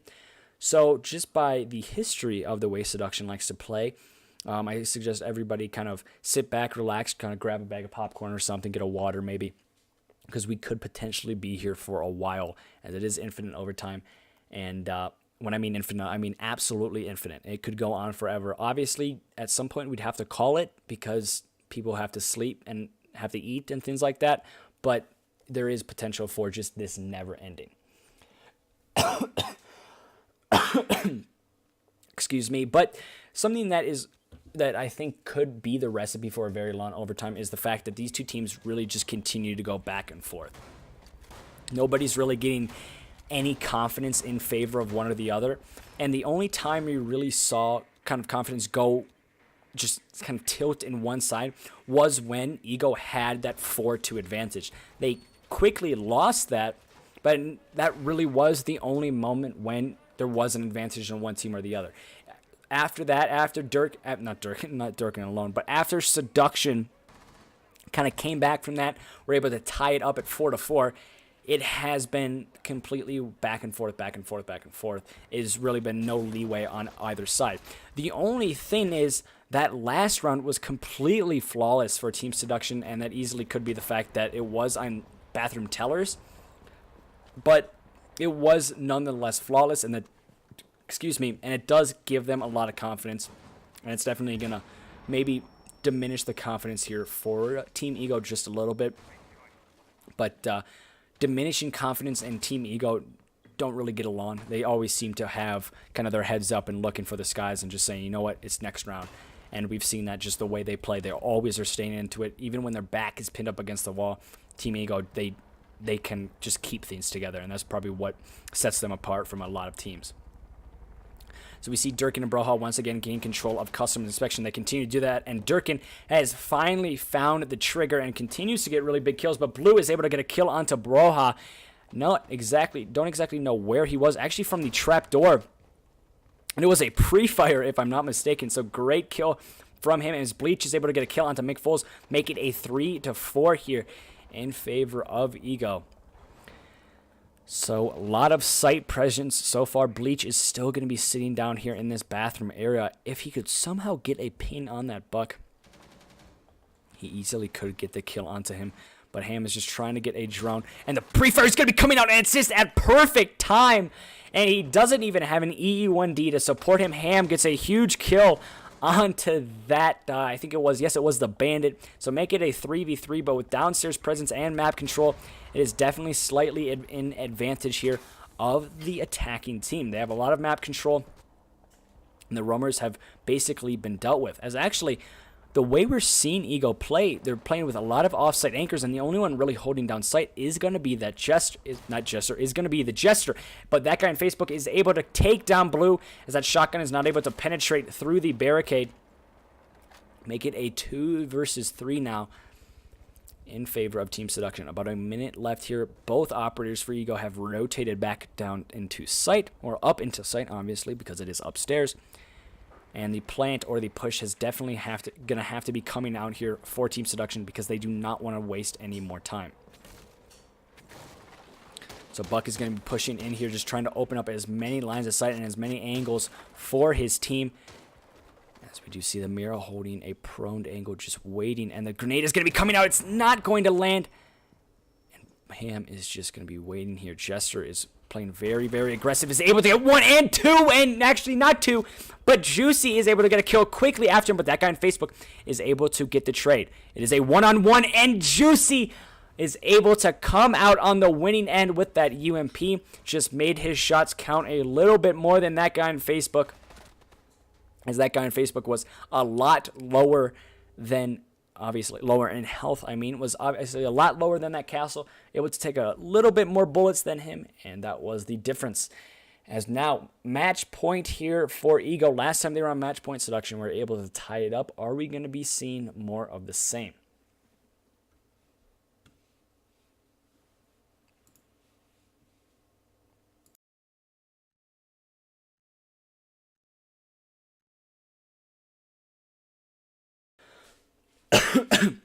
So I apologize for that, guys. I was just trying to go quickly grab a water, as like I said, takes two to tango, but I'm dancing alone in a lonely room here, so there's a lot to splurge out with not a lot of water, so I apologize for that. But overtime match point here for Ego. Last time they were on match point, they struggled a little bit. They kind of, obviously, not a little bit, by a lot of bit. They had a flawless loss. They lost everybody and were not able to get a single kill. they don't want that to repeat, and because they now are on the attack, because that's how overtime works, it kind of switches sides. As it obviously switches sides, so now they are on the attack, so it's going to be a little bit of a different way of seeing things. We're going to be seeing Seduction go to Mr. Old Reliable upstairs. They have to play this very strong, or obviously we're going to be going on to map 3 of Oregon. And the thing with Oregon is I really don't know what that map it's in favor of, if that makes sense. I can't really figure out a way to say that, but I don't know if it's in favor of Seduction or if it's in favor of Ego. The only thing I do know is that Seduction have very, very interesting strats on Oregon and could definitely throw Ego off quite a bit. So if we do see this going to Oregon, you're going to have to see Ego be on the top of their game and just make sure they're on their toes at all times and they're not kind of just lying back, because we're going to see Seduction pull off some very, very interesting plays, I think, on Oregon. Obviously, though, this game is not over, and we could easily see a 2-0 come out from Seduction if they just turn on the Jets here. As you see, the roam clear is going to be coming out from Ego. Just trying to get as much downstairs control as possible. As we see the roaming maestro of Durkin is finally going to be finding his way back up into the site, barricade his back, and just prevent anybody from coming in. So, actually almost the exact same hold here from Seduction. Nobody really roaming, but they only have that kind of upstairs office presence with McFoles and Broha playing in that exact same spot. Just waiting for anything kind of just to happen and any callouts. But Blue is able to get a kill onto Durkin, so the person who works all those Maestro's cams is going to be caught out. Juicy is able to get a kill onto McFoles, and this is shaping up to be a map 3 situation as Broha is going to be rotating back into the site. The Candelas are going to be going off. That guy on Facebook, though, is able to get a huge frag onto Juicy. That is going to be the Zofia down. A lot of disruption out of the picture. Smoke is going to be coming out there from the Jackal. Could potentially push this Jaeger. He's going to have to destroy that barbed wire first. And we'll see exactly what happens here. So Broha is just going to be sitting here. He obviously is marked. He has a lot of people kind of just sitting in that office's area. He has to be on the winning end of this gunfight, or this is definitely going to go in favor of Ego. He does get a great kill onto Blue. Just a nice pixel peek and a quick peek there from Broha, and that makes it a 3-3 disruption coming out here from the Yin. But just like that, Broha, he didn't see the other guy. Somehow Broha not able to get 2, and just like that, a advantage that was 5-3 has been quickly dealt with by the Seduction team, and they take the win. Make it a 6-6 game. Let's see this overtime continue. As Broha, as that Jaeger, was a absolutely pivotal point for that defense. These sides are going to rotate. Seduction going back on attack. Ego back on defense. Things are going to be getting interesting. 6-6. We are on to 12 rounds. I think the highest for an RCR6 game was 17. If I'm not mistaken, I think it was, again, a Seduction versus Evolve match that went to 17 on the map of Villa. And right after that map, we actually saw Seduction versus... I'm not 100% positive. I think it was Seduction versus... I'd like to say... Actually, I'm drawing a blank here. I think it was Revolt, if I'm not mistaken, obviously known as Helm. A Seduction versus Revolt match, that went to... No, Seduction versus Pathos. That went to 15 rounds, if I'm not mistaken. 15, 14. Something around that. And then... now we could potentially see another very long overtime here from Seduction. So basically all I'm saying is history definitely points to the fact that Seduction love their long matches.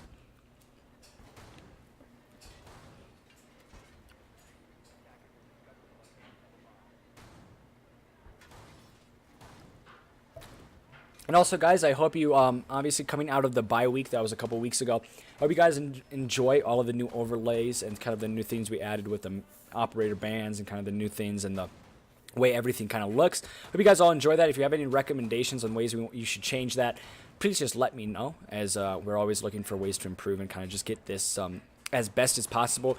If you aren't familiar with the changes, I'll quickly run by them with you. Obviously, the overlay for the game has been changed significantly. It is now black, and it is now completely different patterns. It has the operator bands up top as well. Also different font. And then the other changes we've seen is with the map wins, game wins, and the kind of the countdowns have all been more themed towards the REDCUBE kind of logo and kind of just like the color theme and things like that. So there's been a lot of changes, been a lot of different things kind of added, and I hope you guys all enjoy that. If you obviously, like, again, if you want to see anything different, you want to change things, please just let us know. We are always open to as much feedback as we can possibly get. So pre-fires, they're coming out as Durkin somehow is able to get the kill onto Juicy, who was just rotating in a very, very bad spot. It's actually, he had a slight peek hole, as that is going to be Juicy off of the board here. And as Smoke, a huge operator you need for late round, is going to be knocked off first. I apologize, guys, if you hear beeping and kind of a sauna in the background. That is actually the dishwasher going off, letting me know that kind of something is done. So I apologize for that. That is just kind of the tune it likes to play.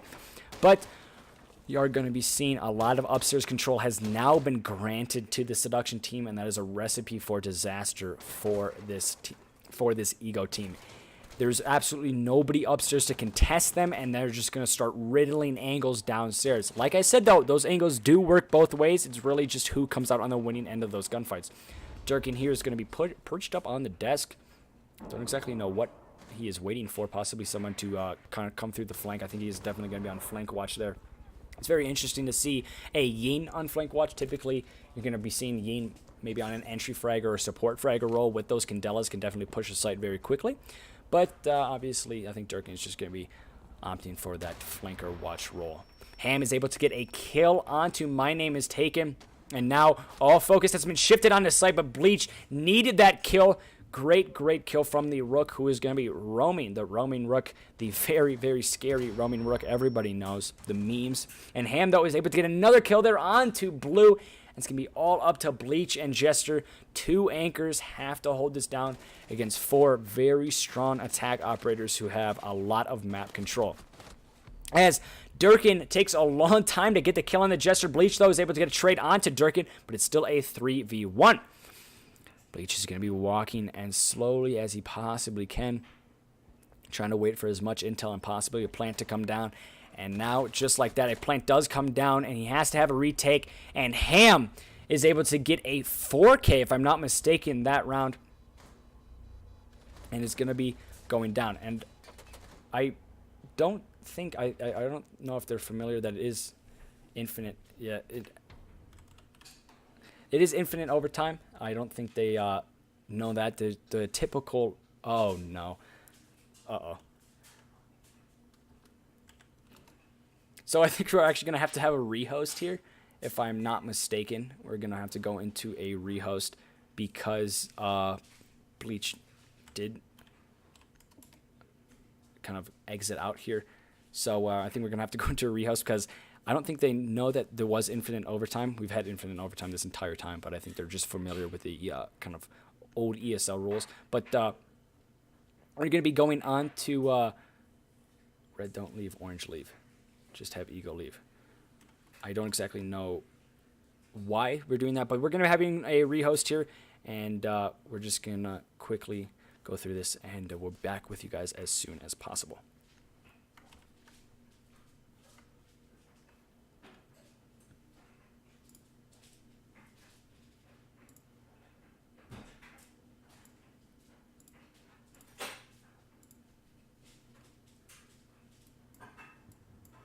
It's a back-to-school celebration at Freedom Honda. The kids might not find a reason to celebrate, but you will. Take big factory incentives plus Freedom special price cuts, plus top-of-the-class trade dollars. What's that equal? The deal you've been waiting for all year long. Graduate to a new Honda HR-V for only $199 a month. Your can't-miss back-to-school deal can't be loaded in the car. It is the car. It's your time to celebrate at Freedom Honda or online at freedomhonda.net.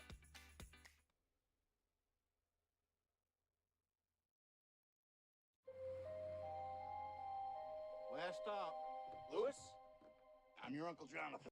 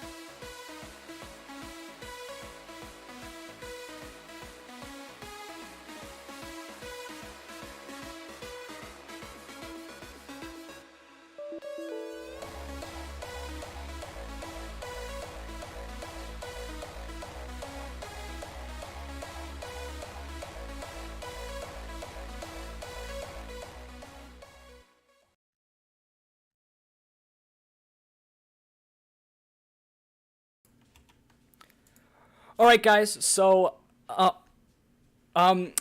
Ubisoft custom games, like I said, we had a couple issues. As just go with band ops. So, obviously, the Ubisoft custom game has had a couple issues. Like I said earlier today, it actually didn't let me choose when you put it to a 6 to 7. They doesn't let you start the game, saying a team already won, not taking into account overtime. So if you put it to 6 to 7, it doesn't let you start. So because I just wanted to get you guys, I didn't want to let you guys just sit here on a waiting screen with music in the background. Obviously you can see it didn't let me do the bands either because of the score. I don't know why, but basically what they're doing right now is going to be throwing the matches according to the appropriate score.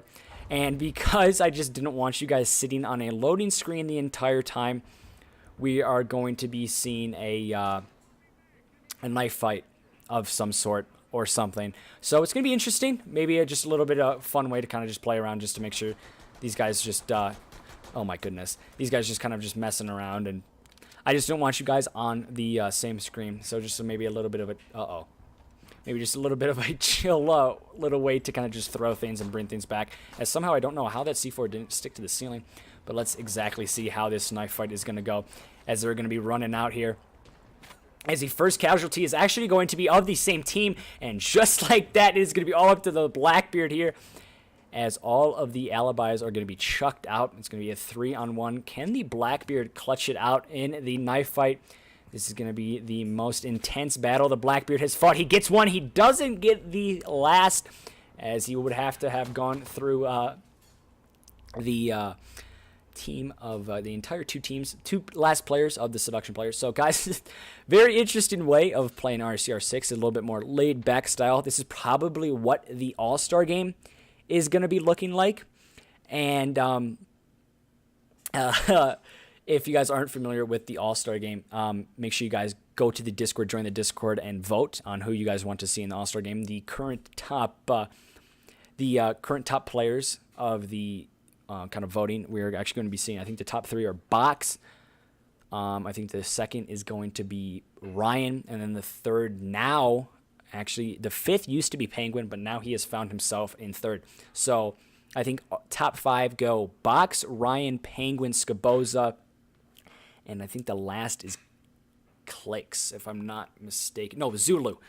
So we are just kind of, that's probably what we're going to see in the All-Star game, similar to what we're seeing here, just kind of a laid-back style. But like I said, I didn't want you guys to just sit on the main menu screen listening to the 1 hour no copyright soundtrack, as we could have watched this absolutely entertaining Goliath gladiator battle that is kind of showing up here.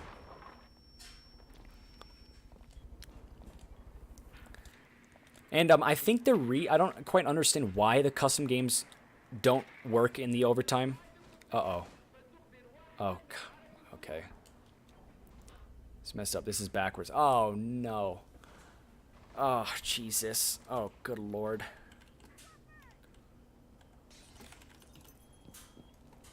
We will be on attack. Aren't we supposed to be on defense to 7-6? We can just go to 8-7. Yeah, just go 8-7. Go 8-7. Go 8-7. Go 8-7. Go 8-7. Go 8-7. Go 8-7. I do not want to do another rehost because we're just going to have to throw rounds again, and we're closer to 8-7. Oh, my. Great job, Blue. the one kill he had to get.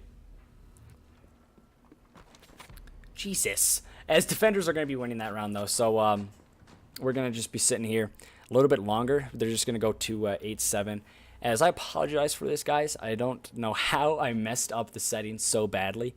But I'd like to say I'm just going to blame it on Ubisoft. But, yeah, I definitely made a mistake here or there. So, they're just going to be going to 8-7 as we wait. I hope all of you guys are having a great night. We're going to be seeing here maybe possibly a map 3. This is definitely a delay we were not expecting. And, you know, sometimes it's just kind of the unexpected things that are the best. So this is very interesting. Obviously, some great knife battles coming out from these teams. We're going to be seeing a little bit more as we're going to have to go to 7-8 now. So it's going to be It's gonna be great. Even if it goes, it's just 2 rounds. Doesn't no, he said it was when we go. Oh crap. Okay. Rip. So we're gonna have to rehost this no matter what. But we're just that is unfortunate. So I hope you guys enjoyed the little knife fights. But there we go. We're going to have to rehost this no matter what. I hope you guys enjoyed the knife fights, and we're going to be back with you as soon as possible.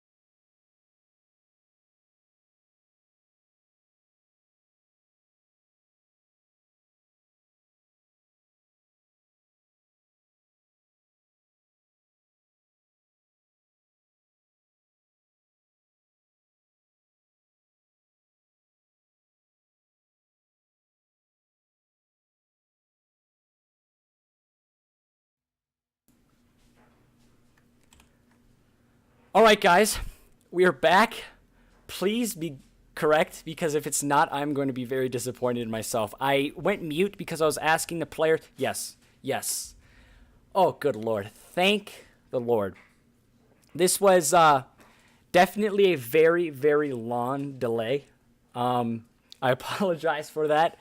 I decided that I just had to mute the Discord and talked over it with all the players because I was just so confused. This is 100% my fault now. I'm sorry about that. And wait. Oh, please. Okay. No, we're good. Everything's okay. All right. So, yeah, everything's good. Wait. I hope. I think everything's okay. I'm hoping. I do not want to do another rehost because I'm just not good at this. So, okay, yeah, no, McFoles is just talking. I don't know what he's talking. But, okay, we're good to go. On to overtime match point here. Gosh, has this been a very, very long delay. And I apologize for that, everybody. This was, I guess, a little bit mixed of Ubisoft and then also me. So, I think a little bit more me. So I apologize for that, guys. But we're going to be getting right into it. Overtime match point. The players obviously had a nice little break, maybe to talk things over. And that definitely can be the difference in a round win and a long round loss. Sometimes teams come out of a rehost and they play significantly worse. Sometimes they play significantly better. So it kind of depends. Is Ego going to be able to kind of come out of this very, very long break? So, are they going to be able to come out of this very long break? Are they going to be able to kind of come out and just come back to what they were playing like? Or will we see Seduction just kind of take the cake here and not send it to a map 3? So I know, guys, that I'm looking over the chat now. You guys are at the point where there was no music. I apologize for that. I needed to talk to the players to make sure all of the settings were correct so we didn't have any more delays. So that is the reason why I turned off the music, because it would have just caused a lot more kind of issues and just a lot more comms that you guys would have found very, very annoying because it was just a lot of people talking and blabbering on. So I apologize for that, but in the end, we did get the correct settings, and I think that is definitely the priority over the music, so I apologize for that. I'm pretty sure we lost about 1,000 million viewers just in that kind of hurrah, so that's very unfortunate, but let's see exactly what Ego can pull out here, and possibly we can bring all those viewers back if they send it to a map 3.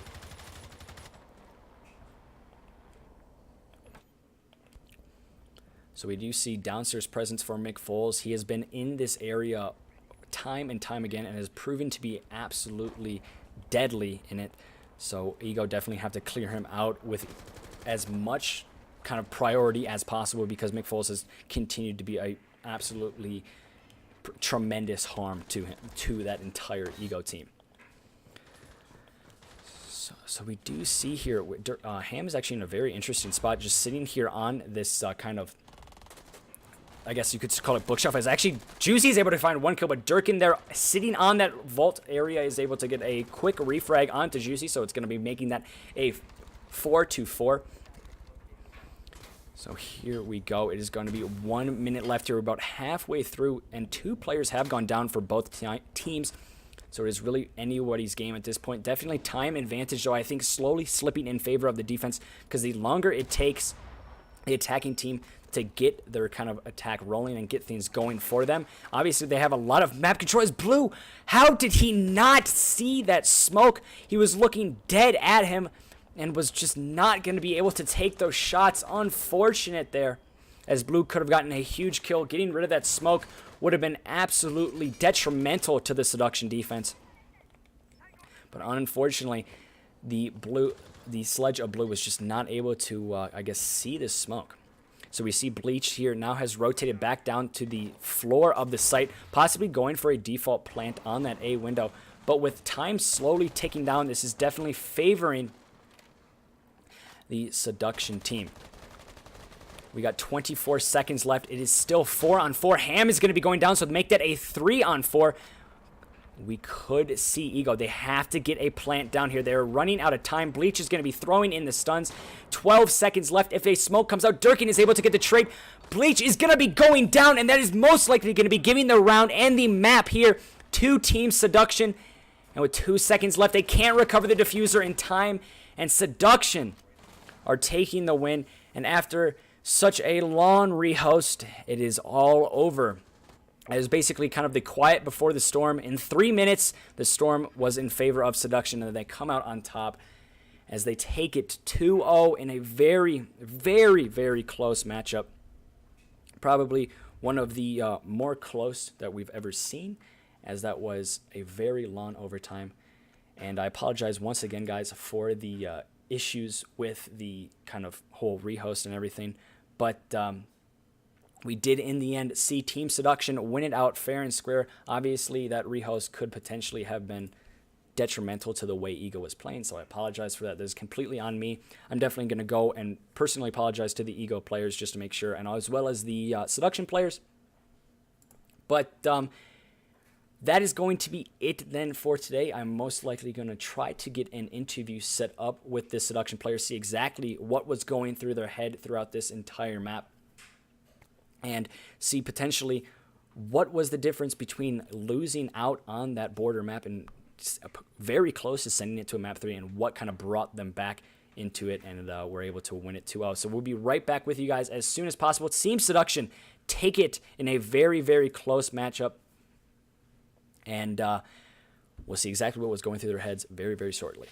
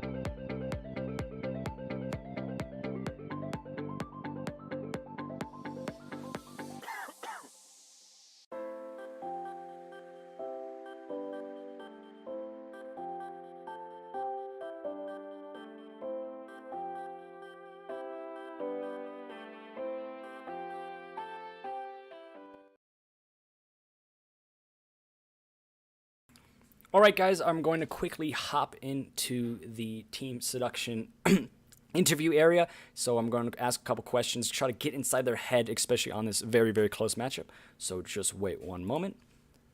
All right, here we go. You're He's deafened, deafened. stupid. Hello? Fucking idiot. Oh, hi, Red. I knew God, I was Cole. deafened because I didn't want to come in when you guys were swearing, but obviously, but Fuck swearing, dude. I don't The do that timing. shit.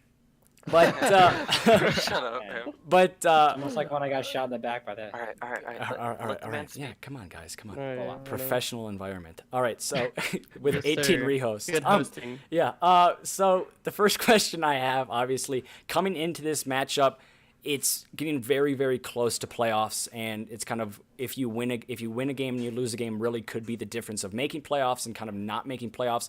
Did that pressure kind of result in you guys playing differently, or was it kind of the same old, same old? No. Yeah, no, we felt that we have been kind of stagnant lately, so something needed to change, and we like all got together. We were doing stuff right before the game, just preparing as much as possible before the game started. So All right. The next question I have is coming off of the Coastline win. It was fairly convincing. It was obviously very close almost every single round, but you guys did come out with the win. But then going on to Border and seeing how close that Eagle got to winning the match, almost, I think they had 3 opportunities at match point. What did you guys do to make sure you guys brought it into that overtime and made sure you guys kind of kept the momentum in your favor? I'd say that the biggest thing for us was just the team play. Like, if you're not playing as a team, you're not really succeeding. Like, you can't watch your own back, so that's why you have teammates there to help you out all around. Yeah. And that actually kind of leads into my last question here, which is, obviously, I know you guys have had a couple struggles with finding maybe the 4th and 5th, more likely kind of the 5th, into your lineup, and just it's been kind of an issue with you guys where you guys are saying like it's hard to strat when you are kind of rotating out players here and there. Have you guys found your solid roster? Have you guys kind of put your foot in the door and like set yourselves in? Yes, the lineup that we showed today is our final roster, and we hope to keep this roster for as long as possible. All right, that's it then from you guys. Great win out there, and I apologize for the rehost extravaganza, but Oh, no, that was fun. That was fun. I'm going on strike. but that's going to be it from me, guys. And thanks so much. And thanks for sticking around. And wish you guys the best of luck going into the playoffs. All right. Thank you. All right, Later, thank bro. you. Have a good. All right, guys. That's going to be it then for the stream today. I apologize. Obviously, there's a very interesting rehost technical difficulties. And there was also kind of bitrate issues. So if quality of stream wasn't kind of at where I normally have it, I apologize for that. Obviously, if you guys have followed the Twitter, if you followed the Discord, you guys know exactly why. I already told you guys the stream kind of this weekend will be a little bit, I guess, less than what my expectations normally are. And if you guys are in the Discord and Twitter, you guys obviously know why. So I apologize for any of the issues there. But either way, I think just how great the game was between Seduction and Eagle kind of made up for it.